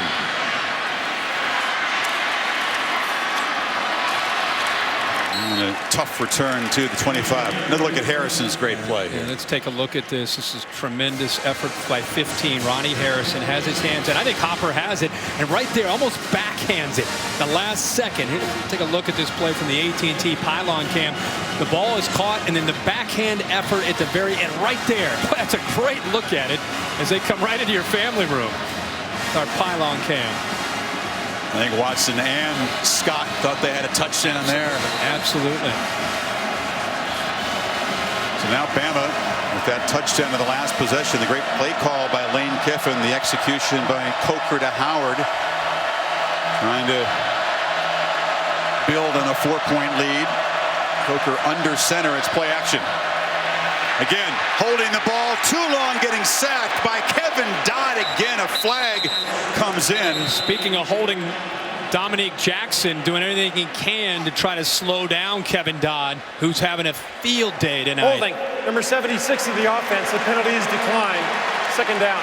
Watch him come over in 76 to right tackle. 98 Dodd up at the top of the screen. Just uses tree. He's out even late off of the snap. But he's just getting around him with quickness. 6'5", 275, has been doing it all year. Well, everybody wants to talk about Shaq Lawson. It's been Dodd that's been just as effective, and I would argue that as a blocker, but he struggles in that kind of pass protection in space, doesn't he? Henry, short gain. See, it's easy to look at 3rd down and long and say, boy, it's been a problem for Alabama all year. But tonight, what's hurt them is 1st and 10. They have struggled on 1st and 10, and it's put them in 2nd and long and 3rd and long. That short run for Henry creates another record, a milestone, all-time rushing record.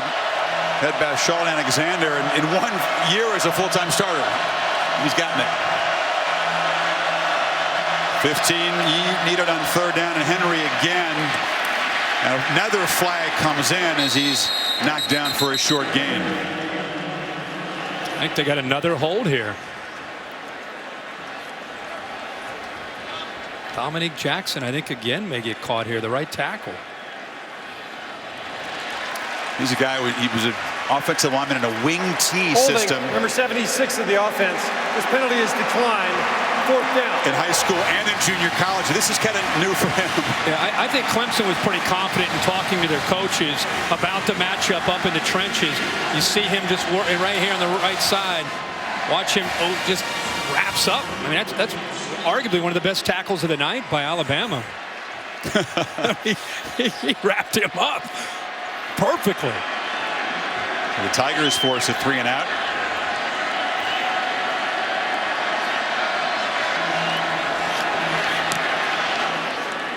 J.K. Scott drives Artavis Scott back to the 26, and he's fights hard out near the 40. So Deshaun Watson will have good field position as he tries to create a go-ahead touchdown drop. Watson keeping it all the way as a blocker. Gets the edge. Deshaun Watson off and galloping to the 40 of the Tide, driven out by Cyrus Jones. That's a zone read. They read the defensive end that time. Petway, who came down. Great read by Watson to keep the football. And then there's a lot of room around that edge to pick up yards. And with his speed, we can see what he can do. That's their best part of running the football tonight, is Deshaun Watson on that zone read. Watson hit as he throws, and another diving catch made. Leggett's had a couple of great catches as Watson got hammered hard. Well, Petway shot through the gap. The true freshman on the left side, Mitch Wyatt. Watch him at the top. Petway gets inside of him, and now he lowers the boom right there on Deshaun Watson. Lucky to get that ball off, and also lucky to get up from that hit from Petway. Third catch from Leggett.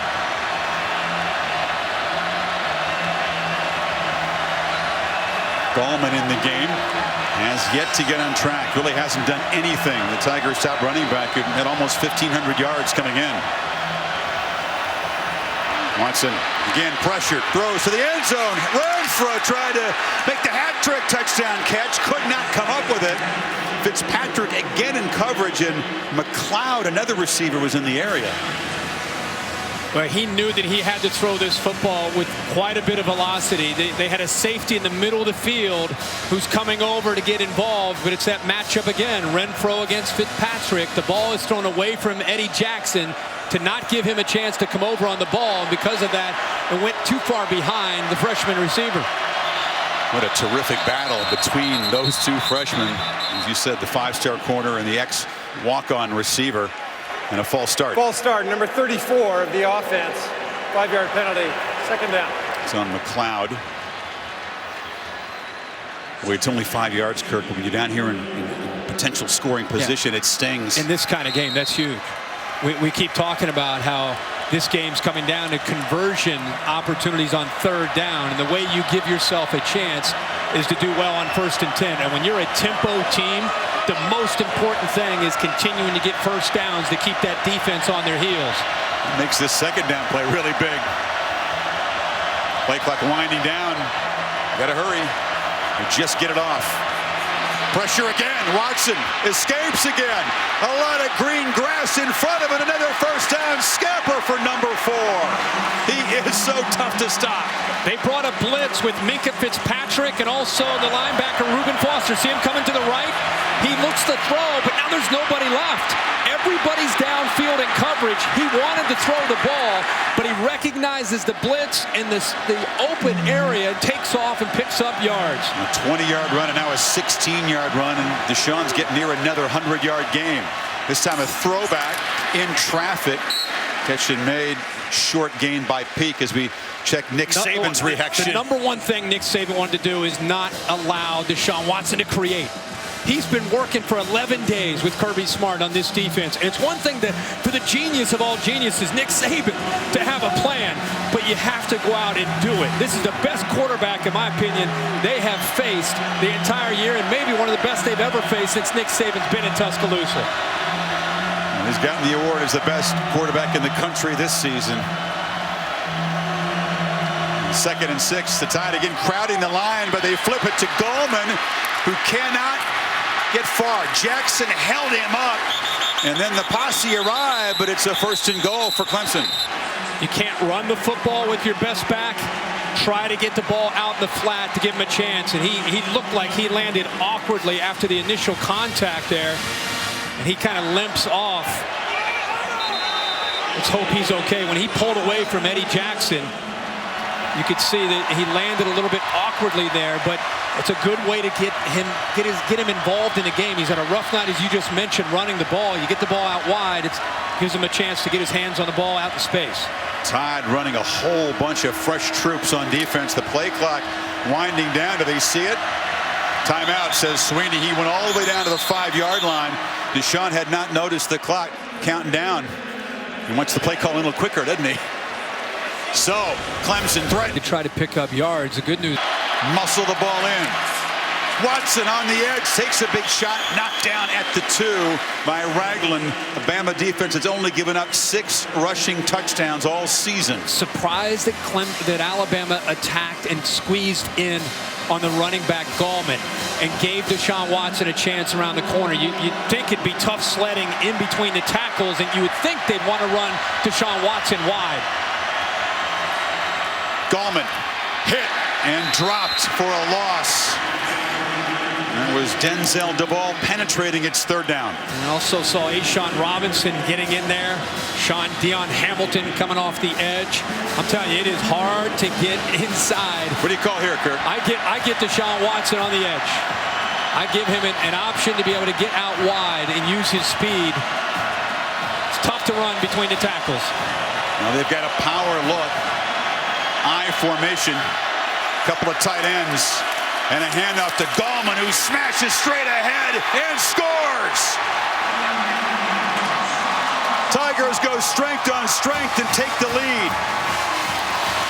Very, very impressive by that Clemson offensive line. 5 new starters. The continuity is as strong as any unit on this offense. And Dabo Swinney, Jeff Scott, and Tony Elliott, at a crucial moment in the game, they go behind that offensive line against the strength of Bama, the defensive line. A minute ago he was limping, and then he scores. Now he's dancing. Wayne Gallman, one of many tough customers on this Clemson roster.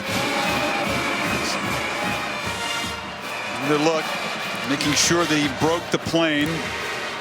Yeah, it looks pretty clear. Yeah, I'll tell you, there was a heck of a block by a freshman, Garrett Williams, the fullback. You don't see a lot of fullback play out of Clemson, but Garrett Williams gave Reggie Ragland all he could handle as those two collided right at the hole, and number 44 in orange pushed Reggie Ragland backwards. It's a touchdown that gives the Tigers the lead as Hugo converts, but also makes a statement to that Alabama defense. We're going to come right at you. Gallman is trotting off after scoring the go-ahead touchdown, which capped a 9-play, 60-yard touchdown drive. Yeah, this is a critical moment in this game, and I'm very, very impressed with what Clemson can do here. Keep an eye on the fullback as he leads, and watch the block on Reggie Ragland, 19, right in the middle. Boom! How about that contact? And the way he took that veteran and pushed him back. Here's another good look at the collision. That's a crucial block, because if Ragland pushes Williams back into the backfield, the rest of the Alabama defense is probably there and able to keep him out of the end zone. Freshman from Orlando. Williams not called on to do all that much, but a big play in a big moment. And Dabo says, yeah, you're pointing right at him. That's power football. It's great to see. Fullbacks don't get a lot of chances in this offense. And remember Dabo Swinney saying, big part of this game is stick around, get to the 3rd and 4th quarter. We get to that 4th quarter and we have the lead, or we get to that 4th quarter and we're in striking distance. We feel like we own the 4th quarter. We hear about Alabama and Scott Cochran, their strength and conditioning coach, about the 4th quarter, but Clemson feels like if they can get you into the 4th quarter, they can win the game. Hugo boots it to Drake. Nowhere to run. You make a great point. These are two teams that really feel like they own the final 15 minutes. All-State celebrating its 11th year, sponsoring the Good Hands Field Goal Nets, making contributions to general scholarship funds for each field goal and extra point kicked, contributing millions so far in scholarship funds. Clemson, when they've had the lead going to the 4th quarter, has won 51 in a row. Think about that. It's going back 5 years. That's crazy. But this year, they've had to hang on, Kirk. They've actually been outscored in the 4th quarter, yet somehow been able to protect that streak. And with 4:42 to go here in the 3rd quarter, all of a sudden Death Valley starting to feel like it's alive here in the desert. Clemson faithful making a whole lot of noise as the Heisman winner is knocked down by Goodson after a short gain. Remember, a theme that's been developing here is when Coker drops back to throw, Dominique Jackson and Taylor on the right side have really struggled to slow down the pass rush of Kevin Dodd. I think Lane Kiffin's got to come up with an adjustment, either throwing screens, quick passes, try to get the ball out of the hands of Jake Coker quickly. Otherwise, you got Coker back there holding the ball, and you've got Dodd and Shaq Lawson closing in on him.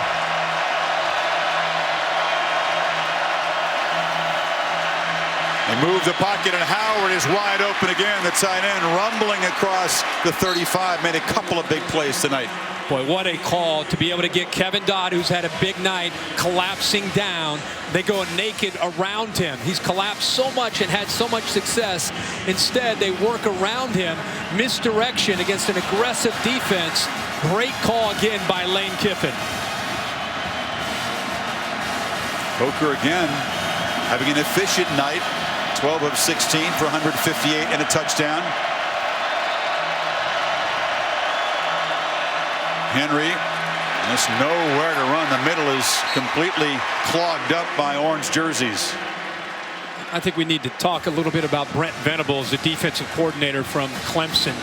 What a great job that he has done this year. He lost 9 starters off of this defense, including an entire front 7. He had to play some young people early. Christian Wilkins, DJ Reader wasn't even involved until about week 8 or week 9, and they have not missed a beat in 2015.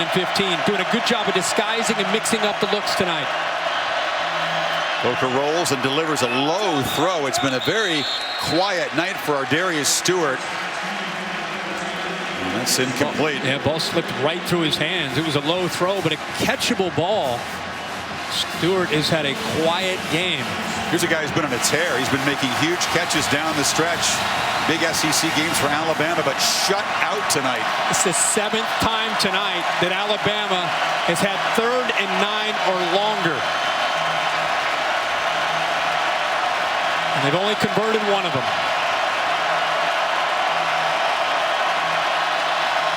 Here comes the pressure.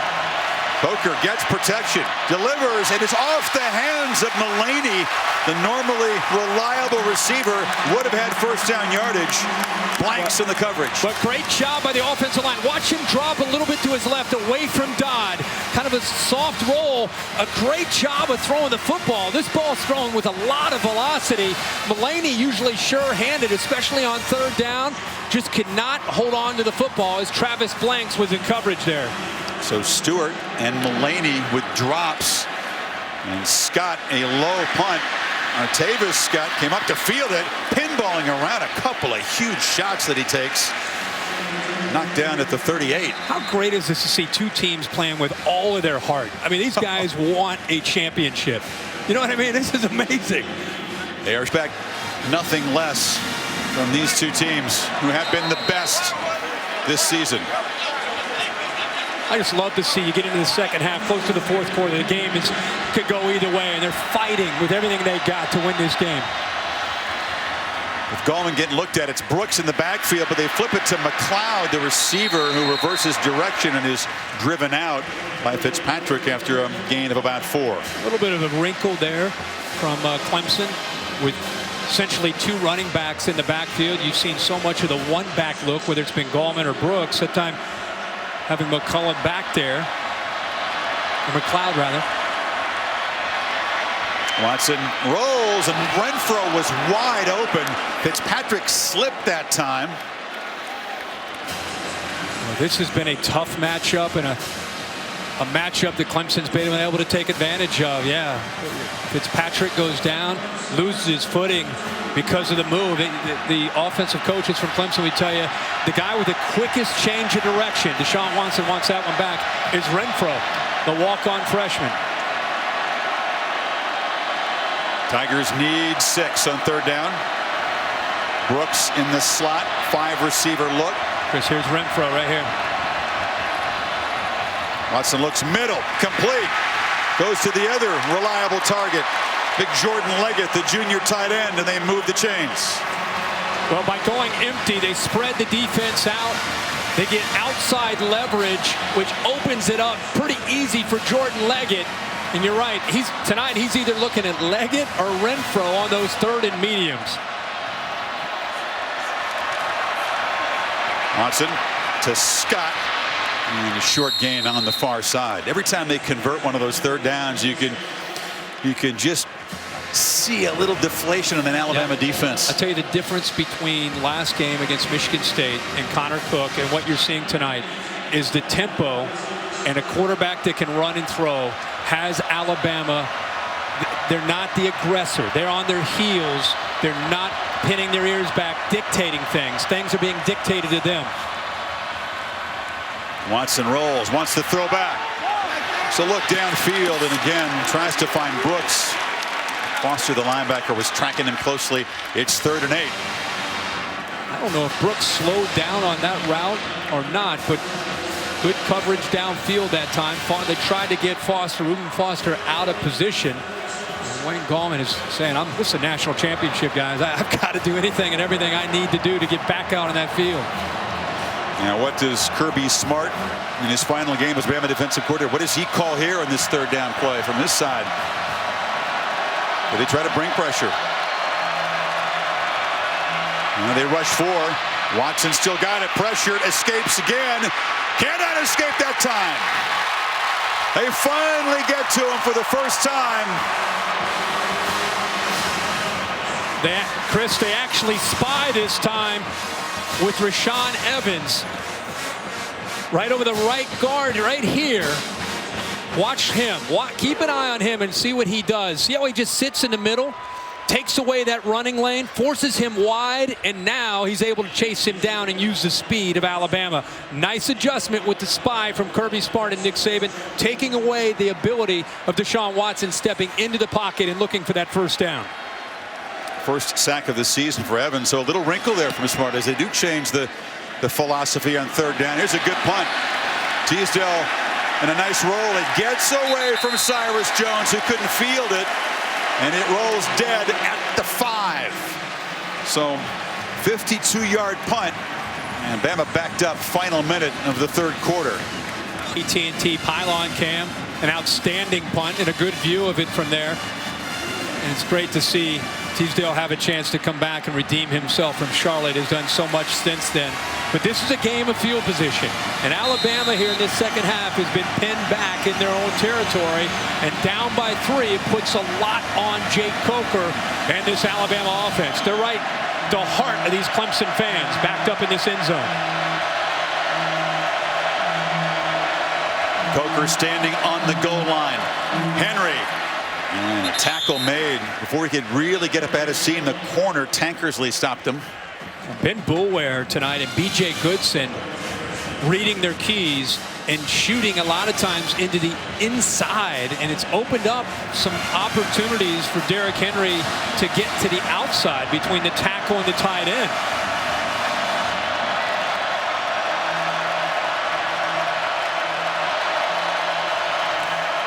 Henry again. Tough sledding inside against the Tigers. It will be 3rd down as the 3rd quarter comes to an end. Trainers. Coker in the pocket. Delivers for Ridley, but it's off target, incomplete, and Bama will have to punt. You can affect a quarterback when you don't even sack him. That time they affected him with Reeder and Bryant, and it forced him to throw the football and throw it a little bit beyond the outreaching arms there of Ridley. That was pressure that time from his left. Austin Bryant, the freshman, did a nice job of getting in there. And again with Alexander out, that was Tankersley, who was giving actually Ridley a cushion there, but Coker couldn't find him. So Scott backed up in his end zone. Clemson could have excellent field position to try to pad this 3-point lead. Play clock down at 2. Scott gets away a decent punt and a fair catch made right at the 50-yard line. Nick Saban Knows that a chance for a pitch and catch first down slipped away there, and now his defense, so stout all year, have to come up with a big stop.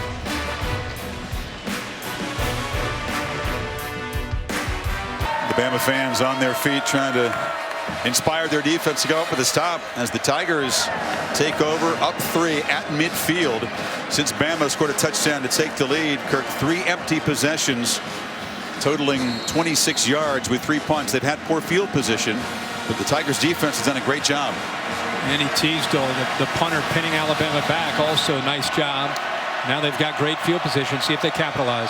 2-back look with Scott, the receiver, in there, getting the handoff. Gallman, the lead blocker, and that's a little wrinkle in a 10-yard gain. It's helping them get to the edge. They pick up a nice block by the receiver Renfro on Minka Fitzpatrick, and now Gallman in there as a blocker, leading the way, doing a nice job, picking up huge yards there on 1st and 10. Frustrating night for Gallman as a runner, but he always gives his all as a blocker, doesn't he? Sure does. Big reason why Watson's had so much success running the ball in the second half of the season. 2 backs again in that backfield. Motion 1 out. Fumble. A poor exchange. It was Watson with a late attempted handoff to Gallman, and he has to jump on it with Petway right there. Yeah, let's see the exchange here. It's not a read with his own read. It looks like ball maybe got in a little bit high.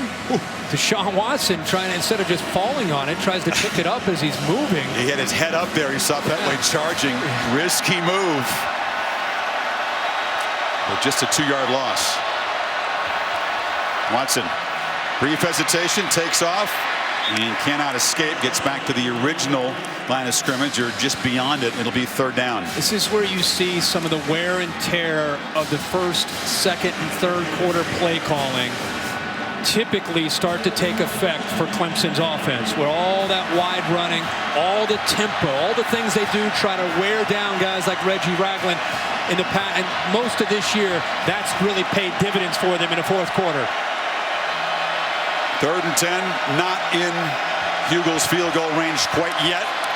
Watson, downfield, jump ball incomplete.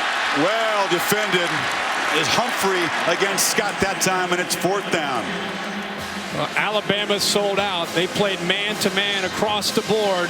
Good move by Scott, but great job of catching up there by the freshman Marlon Humphrey, and goes up and knocks that football away. Love to see corners find the football in college football. So often we see them with their back turned to the ball, to the quarterback, but Humphrey had a lot of confidence in getting in position and then turning back and knocking the ball away. Sweeney's plea for pass interference not answered, and now from the 40-yard line, Teasdale just drops the point, tries to hit a sand wedge, a diving attempt to down it, but it's a touchback. So Bama's defense does make a stop, even though the Tigers took over in midfield. Bama's going to get it back, down 3. Pylon cam showing you that look. Came very close to pinning them at the 1-yard line. It just slips away. 2016 College Football Playoff National Championship. Brought to you by the Ford F-150. Every other truck is history. Allstate, proud supporters of college football. Are you in good hands? DirecTV. Don't just watch TV. DirecTV. Call 1-800-DirecTV. And Chick-fil-A. We didn't invent the chicken, just the chicken sandwich. Tigers defense did a terrific job of limiting Henry in that 3rd quarter. Kirk didn't have a run longer than 5 yards. 7 for 21 yards. So many times in games, this is the quarter where he's begun to take over. They fake it to him there. Coker rolling out. Delivers a hard throw, and a catch made by Ardarius Stewart. Finally, he's on the board out to the 45. It's been a long time coming. Yeah, it's the first catch in the second half for any of their wide receivers. It's been a quiet second half, but a great play call by Lane Kiffin to get Jake Coker on the edge on 1st and 10, play action, and now they go tempo again. You feed Henry. And you got to take a hat off to Lawson, Reeder, Watkins, Dodd, and the backups in that Clemson defensive front. Yeah, they've done a great job up front. You know, you're seeing more tempo tonight from Alabama than you typically see. Lane Kiffin, and It worked actually in the last week with Chip Kelly. Chip Kelly visited Tuscaloosa. One of the things they talked about is what tempo can do to a Clemson defense, and you've seen a lot of evidence of that tempo tonight. Of course, they see it a lot in practice, but some teams have hurt the Tigers with some tempo. Stewart, drop for a loss, off the edge. Tankersley. But again, the middle was clogged. Tankersley comes in very, very fast. Right here, just attacks. By doing this, he beats Howard to the spot. And a lot of times you'll see Brent Venables blitz to stop the run. It's not just about getting after Jake Coker. They blitz on situations where they expect the run from Henry, and that time Tankersley takes Henry down. Remember, the right side has struggled. We'll see if Coker rolls away from Kevin Dodd, who's lined up down here. He's been a nightmare tonight for that offensive line. They bring pressure up the middle. Coker leans back, looks downfield for Stewart. He's got it. Acrobatic, twisting catch by Stewart, who's suddenly come alive. Jake Coker makes the throw of the night. Ben Boulware gets into his face. He throws that way before Stewart is even thinking of turning to look for the football. Throws it to a spot, and Stewart gets there. And now Henry hammers forward. A 38-yard gain on 3rd and 11. Unreal. One of the first times we've seen them convert on 3rd and long. But Jake Coker deserves all the credit for that throw. He had to get rid of the ball as Boulware came in. Just threw it up and as far as he could, hoping that Stewart would eventually get there, and he did.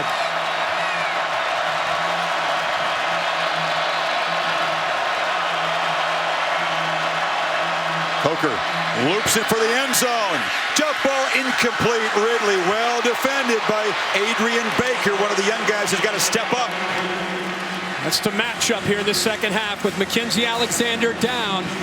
Baker stride for stride. He also tries to be able to get his head turned around. Baker with long arms, 6 feet, 180 pounds. Little fistful of jersey there. Is that enough to warrant a flag in your view? I have to ask Dave Kataya, who's up here.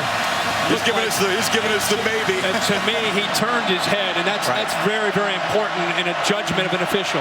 On 3rd down and 8, Coker fires over the middle, trying to get the ball again to Stewart, but there were a few Tigers in the area, including T.J. Green, and it's 4th down. The other thing that's been tough on Coker is Michigan State played a ton of man-to-man. Florida plays a ton of man-to-man.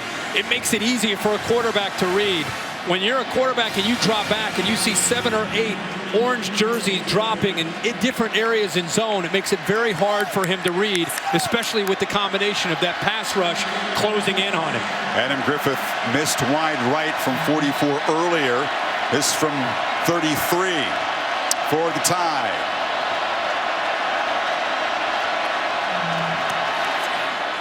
And this one is good. So how about the 38-yard pass to set up the tying field goal, Kurt? Yeah, and let's watch Jake Coker here as he gets rid of this football. Watch Ben Boulware right up the middle. Watch how early he has to throw this ball. Look at Stewart. Stewart is still running his route, and that ball just drops out of the sky right into his hands. And Griffith knocks it through. The Tigers and the Tide are tied. 10:34 to play. This as much as we are. The game tied for the 3rd time tonight.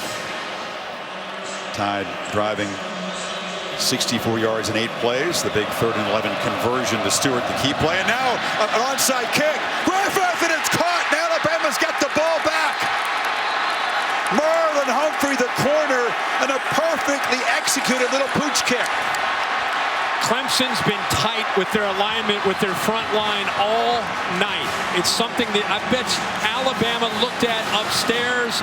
They talked about it. Sweeney's going crazy about something over there. See how tight they are right there? See the big space to the outside? Kearse trying to get out there. And Humphrey comes down with the ball. I don't know if it was offsides. I don't know what Dabo Sweeney's upset tell me about. offside, and the kickoff's going to come into play in a Clemson game again. The ball was legally caught and recovered by the kicking team beyond 10 yards beyond this kick spot. The advance is not allowed by rule. The ball is dead, at the spot where first possessed by Alabama. Well, he caught it 15 yards downfield. I don't think that was in question We thank at all. Terry Lyden for the lengthy explanation. What it means is it's Bama ball, but they can't advance it beyond where Humphrey got it. Right They around were close to being offside, though. But look how tight they are right here. See how tight? All that room to the top. They disguise it perfectly. That's about as good as a kick as you could hope for from Griffith. They practice that a lot, don't they, Kurt? Yeah, they sure do. They really practice it a lot, and he executes it very well, the former soccer player from Poland. He floats it right over the shoulder of Humphrey. In a game that's tied in the fourth quarter, you're waiting for a big play to maybe change the complexion. Alabama maybe just had that opportunity right here. We'll see if they capitalize. The way it's been Sweeney with special teams trickery. That fake punt pass against the Sooners. Now it's Saban's turn. A lot of shifting from the Tide. Play clock at 5. All that to hand it to Henry, who again is hit in the backfield and cannot escape. Drop for a yard lost by Carlos Watkins. Talk about how you stop the Heisman Trophy winner. You get penetration. Make him have to start over with those long strides. It makes it tough on him. He doesn't have the lateral quickness that you see from a shorter back because of how long he is. Penetration's been a key all night for a Clemson defensive line that, for the most part, been winning the battle at the line of scrimmage. But Ben Bulwer, that little fire plug 240-pound linebacker, has made some huge clutch stops this season for Clemson. Again, getting in there. Drake spelling Henry now, and Coker looks downfield again. Wide open is Howard for his second long touchdown tonight, and the Tide reclaim the lead. You've got confusion in coverage here from Alabama's John Howard right here. He's going to slide down. Green settles in, and nobody gets back with Howard. It's the second time we've seen the tight end get behind coverage. You don't know from sitting up here if it's TJ Green, the safety, or the corner that time, Tankersley. But another blown coverage on the back end, and Lane Kiffin finds another way to use O.J. Howard for a touchdown. Who's got 2 tonight after not having any since 2013. The tight end has come up huge for the Tide. Coker has responded with a couple of big throws here in the second half, and Clemson, for the first time all season long, is now trailing in the fourth quarter. Can Deshaun Watson answer? And now they've telling. Goodyear providing aerial coverage. Everything Goodyear's learned, making tires that go the distance, inspires what they roll into yours. Goodyear, more driven. Bama scoring 10 points in 49 seconds, and Griffith, this time the conventional kickoff. It's a deep one and will not be returned. 3 of their 4 touchdowns, Kirk, beyond 50 yards. Henry runs for 50, Howard 53, and 51-yard receptions. And here's another look at Griffith's work. Yeah, ball goes up in the air. Humphrey's able to bring it down right there at the 50. And you have an offense that was in attack mode there, and broken coverage again by Clemson, where O.J. Howard, who's had a quiet year as far as touchdowns are concerned, 2 tonight, both on blown coverage. It's the All-State good hands play, the well-executed kick. And now Watson in a fourth quarter hole for the first time this season. Delivers a strike to Renfro, who makes a quick cut. Foster was trying to rip the ball out of his hands, but he holds on and gets to midfield. Boy, he is such a crisp route runner, and the quarterback, Deshaun Watson, has such confidence because he knows exactly where he'll be. He doesn't hesitate at all when he throws the 13. Pick up 24 yards, and now it's Gallman slashing free. Wayne Gallman finally getting a run. Waited all night for that. At 11 yards total before that scamper into the red zone. Remember, we talked about the wear and tear of some of the play calling early in the game, the wide runs, the tempo, the different things that gets Alabama, their eyes affected. Then you can go back to what's been your bread and butter all year, which is running into the inside with the quarterback Watson or Gallman. Plays of 24 and now 34 yards. They've moved into the red zone. Watson still got it, and he is dragged down behind the line in the hands of Deshaun Hand. Yeah, miscommunication there by Jordan Leggett. Wondered if he might be reading. Leggett will come over to try to pick up this block, and he's trying to actually get around him. It made me wonder if Deshaun Watson might have been reading it, but I think it was just a miscommunication that time by Jordan Leggett. Should have made that block. Lost 3. Gallman moves to the slot. Watson pressured, delivers another strike, and Renfro just so reliable, dives inside the 15. It'll be 3rd down. They'll need 7. Empty with Deshaun Watson by himself. He's got receivers spread all over the field. He's reading the numbers inside the box. They blitz Reggie Ragland. Made it very easy to throw to his man again, Renfro, on the catch. Another enormous play in this 4th quarter. Watson has time. Loops a throw to the end zone. Ooh, close to being intercepted. Eddie Jackson had one earlier, was closer to the football than Leggett. Pressure came from John Allen. Well, he gets hit as he throws this football. John Allen to come from his right there, and all that weight comes down on Deshaun Watson. Think about Deshaun Watson, everything he's done, 35 attempts, he's run the football 18 times. And then Allen hits him there in the 4th quarter. So 2 quick plays to get in scoring position, but Hugel trots out from 31 to try to cut into the lead. 1 for 2 tonight. His first attempt was blocked. This one right down the middle. So a quick response from the Tigers inside of 2 minutes, but it's only 3, and Bama's lead is still 4. Deshaun Watson looked at again by the trainer. Any part of him that hasn't been examined, it's like guys in the boxing corner that the cut men have gone to work on these Clemson offensive players. Especially Deshaun Watson, who is doing everything tonight, which we all predicted coming in. For Clemson to compete, for Clemson to win, Deshaun Watson was the key, and he's done everything up to this point to keep his team in the game. Heather Cox reporting that when his face was driven into the ground by Allen that time, Deshaun got some grass in his eye. That's what they were working on over there. Well, his jersey is not clean, and you wouldn't expect it to be. The man has worked hard tonight doing everything for his offense. Quick response does cut into the lead, but now the Tigers defense is going to have to stop Henry and company. Drake makes a cut, gets the corner. Look out, Kenyon Drake can fly. Eludes the kicker and will not be caught. Touchdown Drake. 95 yards.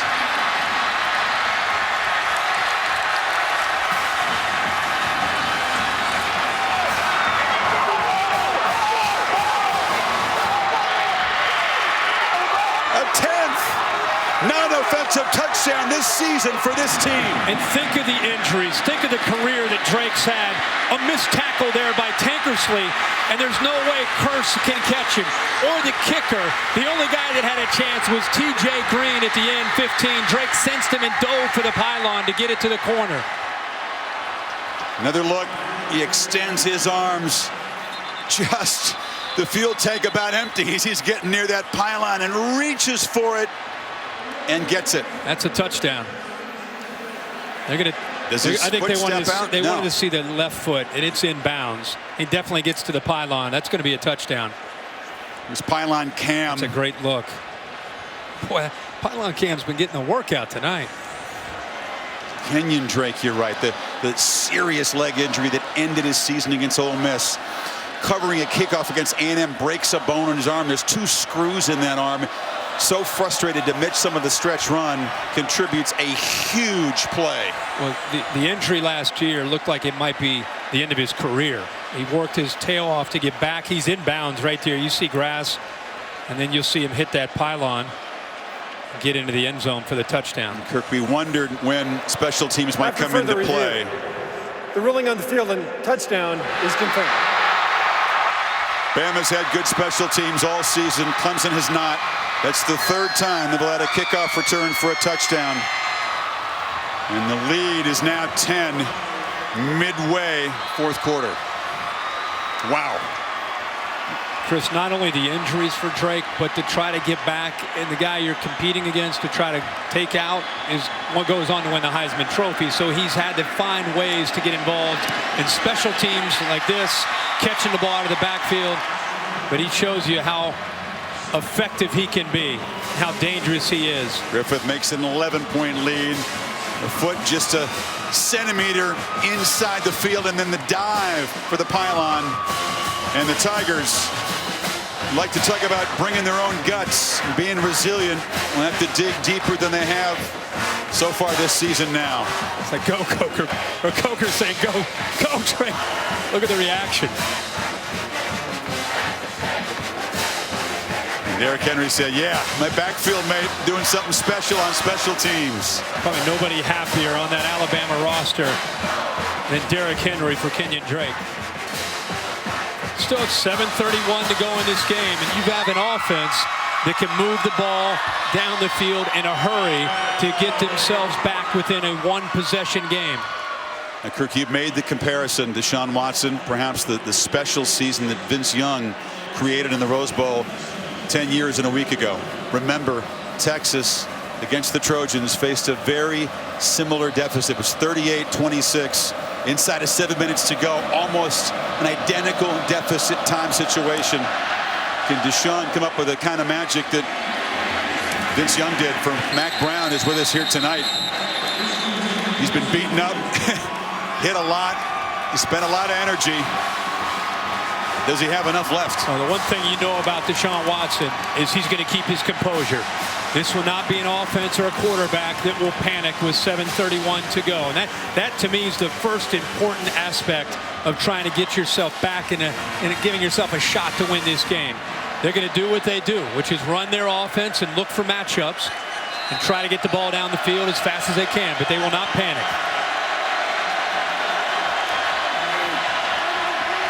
Watson hit, ball comes out, it's no fumble. Ruled down before it came loose. Let's go to Heather Cox. Chris, Dabo Swinney's message to his quarterback was relax. It is just football, which ties directly in to what he told his star quarterback before the game, which was you don't have to be different than you are. You've been preparing for this since 9th grade.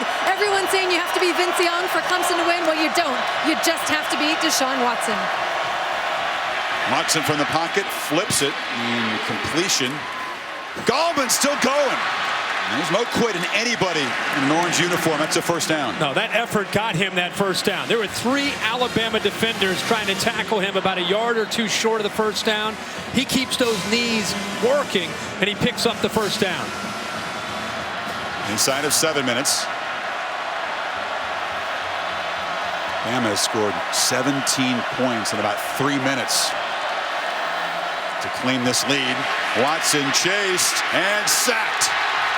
Pocket just closed in, and Rashaan Evans, a backup's having a big night.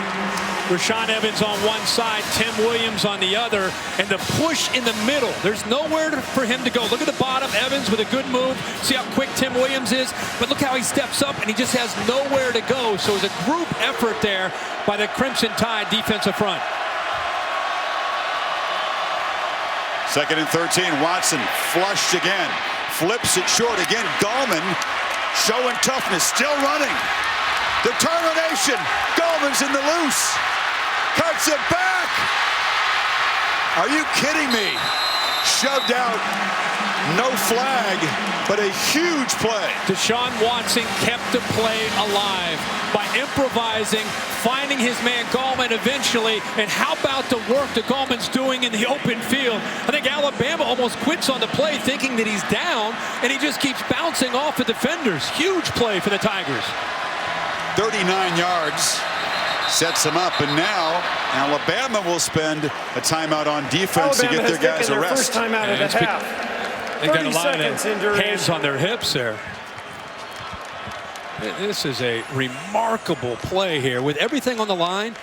Down 11. Look at the creativity. Keep the play alive. dumps it down, and now this is, what can you say? Breaks one tackle, second tackle, cuts back, not giving up on the play. At this point, you're thinking he picks up a block. He may take it all the way to the house. He is so tough, so determined. Said he's a linebacker in high school, and he may not be the quickest. He's quick, but I think so much of his year has to do with that kind of determination. Good point about him playing linebacker in high school. He runs like a linebacker. I mean, he reminds you. In a good way. Oh, yeah. I mean, a linebacker mentality. He's running through that Alabama defense, bouncing off the tacklers. Zach Brooks now in the game to spell Gallman. Watson delivers a low throw. McLeod makes a catch and moves into the red zone. Deshaun now has moved past 4,000 passing yards, so he's got a 4,000-yard passing season and a 1,000-yard rushing season. They get down in this area. Remember, Renfro and Leggett, both at the top and the inside, start to become targets for Deshaun Watson. Both are in this area right here. Going to move Leggett over to the other side. Tide defensive back still conversing Kirk on that right side. The pass batted and almost intercepted. Diving attempt by Ragland as Reed and Petway were closing in. This defensive front, when they can't get in there, they knock it down. Remember, Petway's had a big night. He was involved in blocking the field goal attempt. He's been involved in knocking balls down. He's been involved in making plays and getting after the quarterback, Deshaun Watson. Doesn't get as much fanfare as Reed and Ashawn Robinson and Jonathan Allen, but having a big night tonight in the national title. Tigers need 3 on third down. It's Brooks in the flat. Makes the cut. And we'll have a first down at the 15. Important to remember here, they have taken a little bit under 3 minutes on this drive. You're under 5 minutes. It's a 2-possession game. Clemson not only needs to score, but they need to be able to score and try to save themselves some time to try to get a stop and get the football back.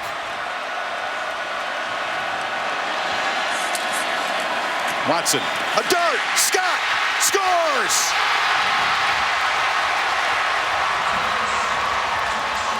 A touchdown drive that sums up the determination of this undefeated team. Told you that this football team would not be flustered. They wouldn't panic. They're going to have to go for 2 here to get it to be a 3-point game. Give themselves a chance at a field goal if they can convert here. But outside leverage, an easy throw that time for Watson to his target, Scott.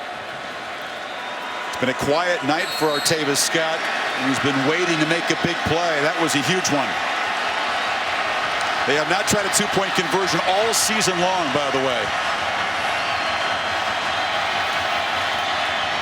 Watson is flushed, chased, and cannot get there. Lost the ball as he was shoved out of bounds. Big Jaron Reed was chasing him, and the lead is still 5. Go back to this touchdown.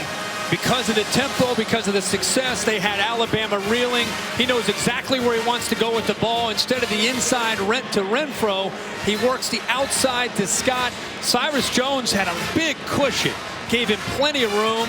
Did not disrupt the timing between the quarterback and the receiver, made it pretty easy. There's some big bodies chasing the quarterback, including a Reed who got there. What an athlete for a guy that size, huh? They're 315 pounds. The leader of this team, along with Robinson and John Allen, selling out, as everybody on both sides is doing right now. Now you set up an interesting situation. Alabama with a 5-point lead. Clemson with 2 timeouts.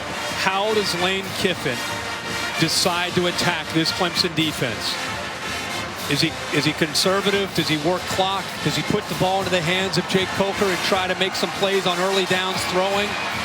Let's see how Lane Kiffin decides to attack. He told me today he's waited 10 years and a week at redemption in a national championship. You remember the stop on Lindale White against Texas. Reggie Bush not in the game that play, was he?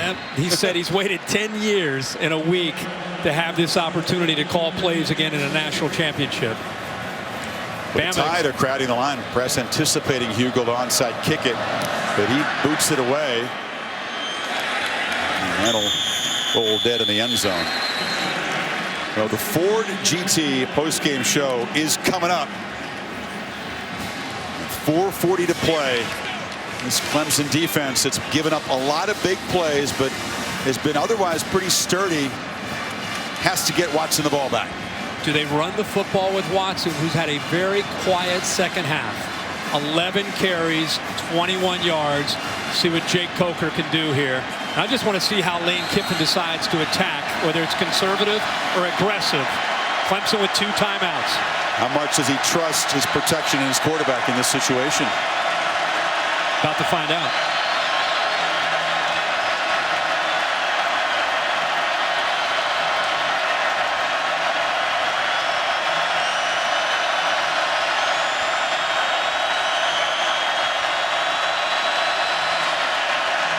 Henry hit in the backfield and dropped by Kevin Dodd as the monster night continues for number 98.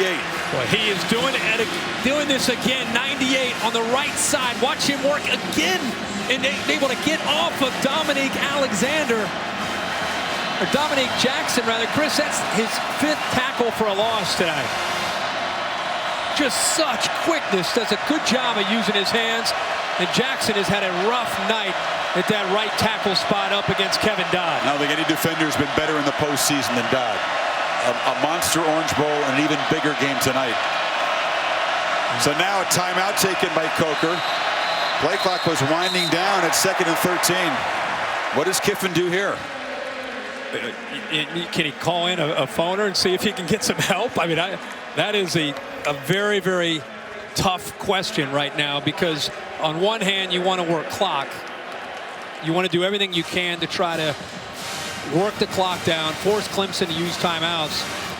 And then on the other hand, you want to try to maybe find a pass that you feel really comfortable with Jake Coker, where you can do maybe some misdirection. We've seen some boots and nakeds where they roll them out away from a potential sack. So this is the biggest call tonight for Lane Kiffin. You talked about Lane Kiffin. Many eyebrows were raised and comments made when Saban hired Kiffin, who had, of course, been fired at USC. We wonder, could these two work together? They have for a couple of years, but now he's waited 10 years, Kirk. This is a big moment for him and for his quarterback. They flip it to Howard, and the big man gets the edge and gets troubled again. O.J. Howard tight roping and shoved out inside the 20. Pardon the pun, but Howard has been the rock tonight for Bama. Mackenzie Alexander not being in his game. Baker misses the tackle right there. He gets out leveraged, doesn't get to the outside and force Howard back in where the rest of the Clemson defense would have had a chance. Does not make the tackle in the open field. That's the first time since Mackenzie Alexander has gone out of the game that Alabama's been able to take advantage of Adrian Baker, and it was at the most crucial moment in the game. We just talked about the play call for Lane Kiffin, and they take advantage of it. Now they feed Henry, and this Clemson defense, after a deflating huge gains, got to dig really deep. Howard, meanwhile, has been targeted 5 times, caught 5 balls for 208 yards and 2 touchdowns. For Alabama, they're thinking obviously touchdown to potentially put the game away. Clemson now at 3:20, 2 timeouts remaining. They're thinking about, you've got to force the field goal, keep it at a 1-possession game, and give Deshaun Watson a chance, down 8, with a chance to score a touchdown and get a 2-point conversion to get it to overtime. Tide will work every bit of that play clock. Coker up under center. Henry makes a cut and muscles down near the 6. It'll be 3rd down. The better runs in the second half for Derrick Henry. Gives him a very good chance. They've been pretty effective tonight on 3rd and short. Clemson all year has been a very good 3rd and short defense. The stops they've made to put themselves in position to win a championship tonight. Need another one right here. Think about all the work they put in here tonight. 4 quarters of leaving everything out there, and we come down to a 3rd and 3.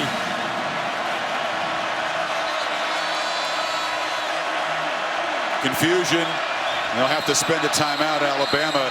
Howard was not where Coker wanted him to be, and he's hot. Yeah, he's very fired up. What a difference in a quarterback and an attitude from where they were early in the year. You and I had him against Wisconsin in Arlington. We had him a couple weeks later when they played Ole Miss, and Jake Coker was benched. They thought maybe Cooper Bateman was the answer at that point at week 3. They ended up losing to Hugh Freeze and Ole Miss at home with 5 turnovers that night. They put the ball back into the hands of number 14, Jake Coker.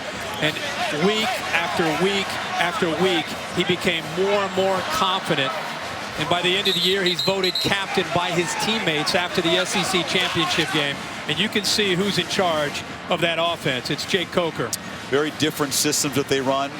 Watson, of course, really shouldering the load, but Coker making some big throws. Just a desperation heave to Stewart, which was huge, led to a field goal.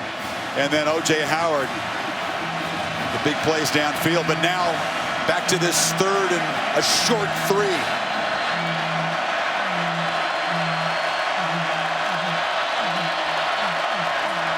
Bootleg. Coker cuts it back.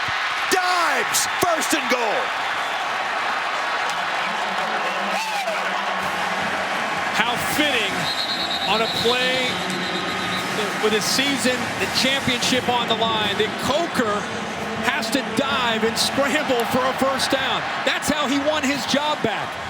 Nick Saban's talked about he won his team by how he competed. He won them over. And on a 3rd and short, he abandons the play, sees enough room, and uses his athletic ability and toughness to pick up the 1st down. He comes off of it right there. The guy that's been giving him fits all night, Kevin Dodd, he cuts back underneath him and then dives for the 1st down to keep this drive alive for the Crimson Tide.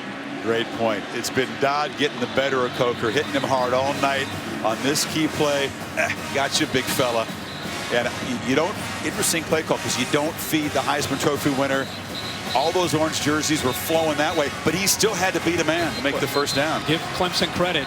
They were in position. They took away his options, but that's where the athletic ability of the big fella at 6'5", 232 pounds comes into play. But they're not into the end zone yet. Clemson still has the 1 timeout.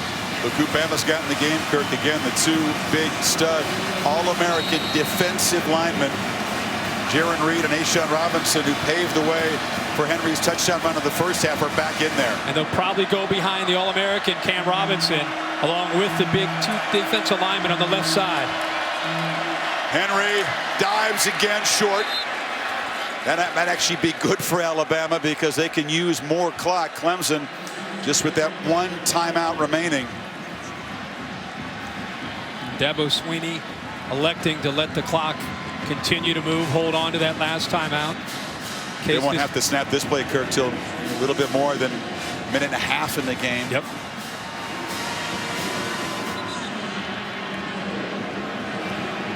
They trot off the 2 big defensive linemen and bring Michael Niswander, Highway 46, the big 240-pound tight end in. Sneak. No. No signal. Coker stopped short. But again, the clock will continue to tick down. Officials are going to confer here. It's tough to see where the football is before he goes down. I don't think he got across. And I don't think any of the officials felt real comfortable in making the call there. I don't know if anybody had a real good view. He just gets lost in a sea of humanity.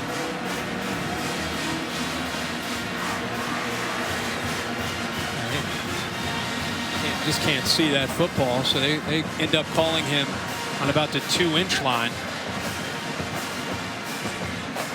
So Dabo Swinney has to spend his final timeout just to stop the clock here at 1:22 and hope that his defense can somehow show some more guts and keep him in this game. Think about Alabama. Their entire focus this year: finish, finish, finish. Anywhere you go in their football field, in their football facility, you see the word finish. Nick Saban talks about it all the time. And here they are trying to finish off this national championship.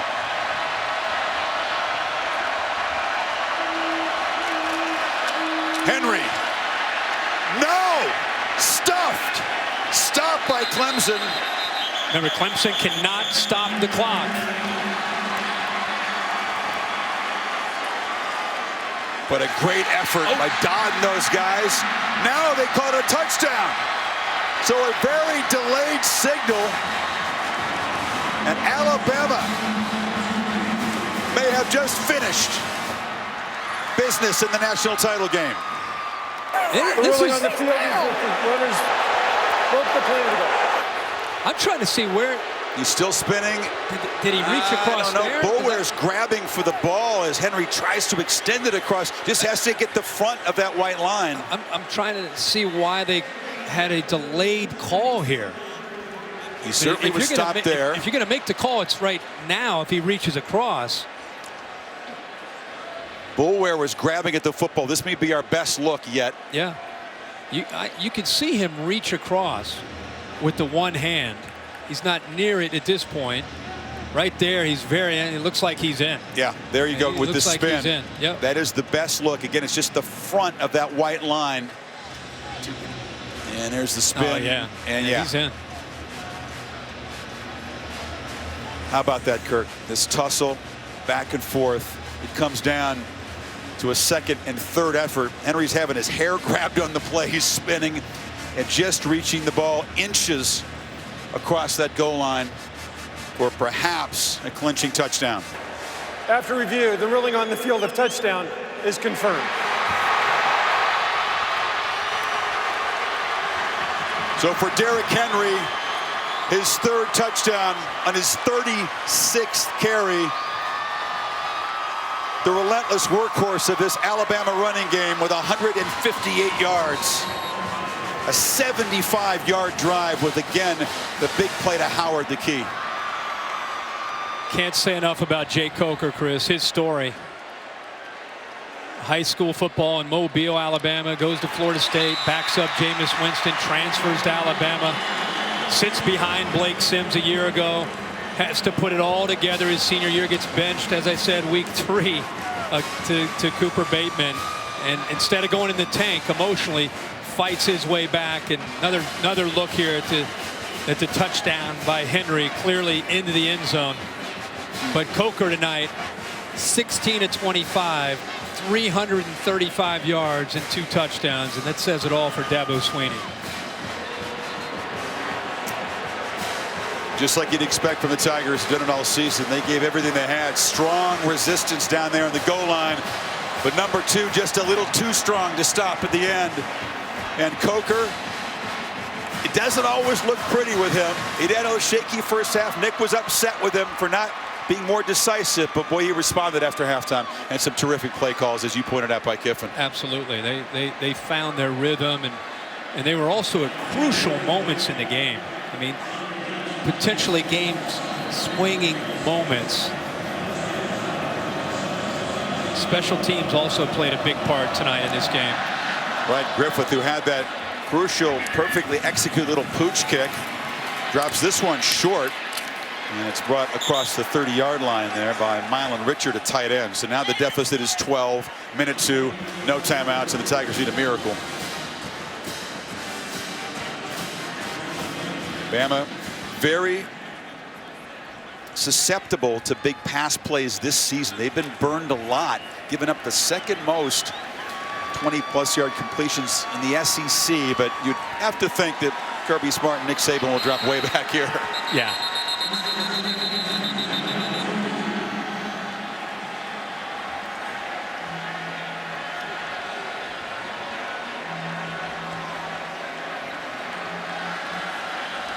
Maurice Smith helped off. 3 tied defenders lined up more than 15 yards beyond the line of scrimmage as Watson escapes, fires short to Peak, who's shoved out at the 38. Trying to become the first team in the modern era to get to 15-0. And boy, they had the lead in that streak that Dabo Swinney was so proud of. 51 straight victories when leading after 3. Outscored 24-9 in the 4th quarter. Watson fires over the middle, And the catch is made inside the 35-yard line. It's Peak again. And Deshaun Watson, don't tell him the game's over. He's not going to stop. He's not going to stop competing. Big throw there to Peak, deep now in Alabama territory. They're trying to get points on the board. Watson just dumped it off the back of Brooks, who wasn't looking, just before he got hit by big Jonathan Allen. This Clemson football team, Chris, as you said, you talked about that fourth quarter, but they do not have to apologize to anybody for what they did tonight. This was a great effort by this football team, and they're still fighting with 37 seconds to go.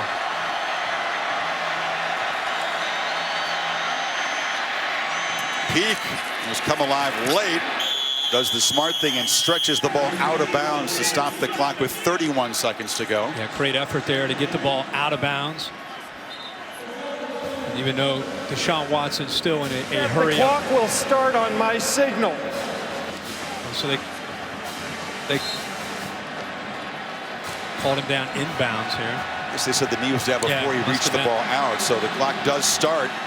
Watson eating up time and has to throw it away, but that was costly, down to 17 seconds. The touchdown, an onside kick, and then a Hail Mary. Yeah, Alabama's taking everything away downfield. They're willing to give Deshaun Watson some yards, but nothing downfield. And Derrick Henry, it looks like O.J. Howard with the. You're getting the bucket ready for Nick Saban, but he's no mood yet. Not with 17 seconds to go.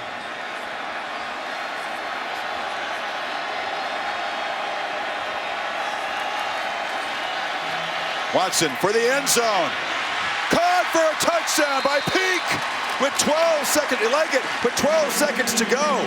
Wow. An absolute laser from Watson.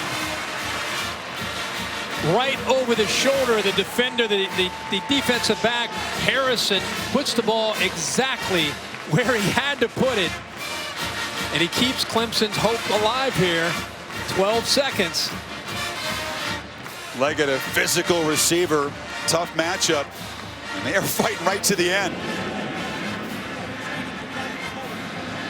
Trying to get Mr. Wilkins into the game. They had 10 men on for the PAT.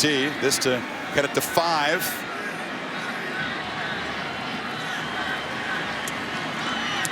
And then Hugo will be called on, perhaps for an onside kick here, unless they employ some two-kicker trickery.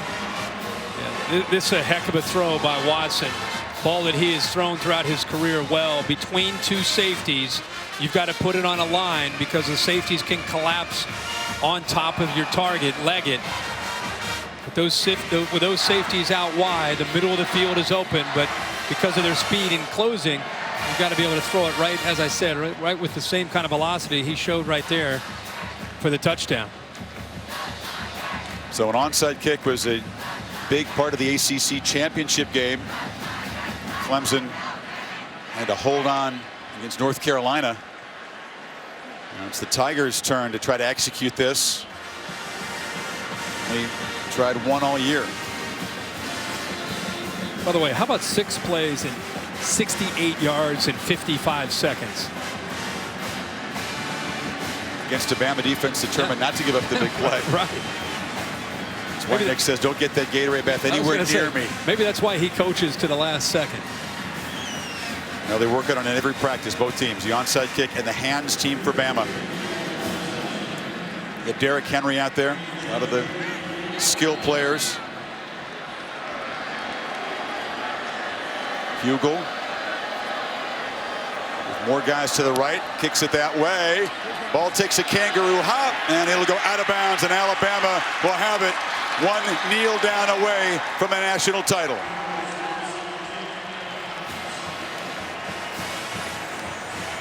He got what he wanted, the big hop, but it was a little too high at the end. Yeah, it just came a little bit late. And just the bounce of the ball, you just never know. UC Stewart goes up, he's out of bounds.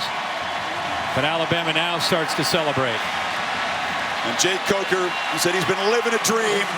Will step out for victory formation, kneel down, and will be a national champion quarterback after waiting his whole life to show what he can do as a starter. Again, been through so much. His looks just so different tonight as a leader of this team. How about Nick Saban, Chris? Finally, oh yeah, boy, I got him. Some Crimson Gatorade. He did a good job. 4th championship in Tuscaloosa, 5th if you include the championship at LSU. Put him up there with the all-time greats. Alabama back on top of the college football world.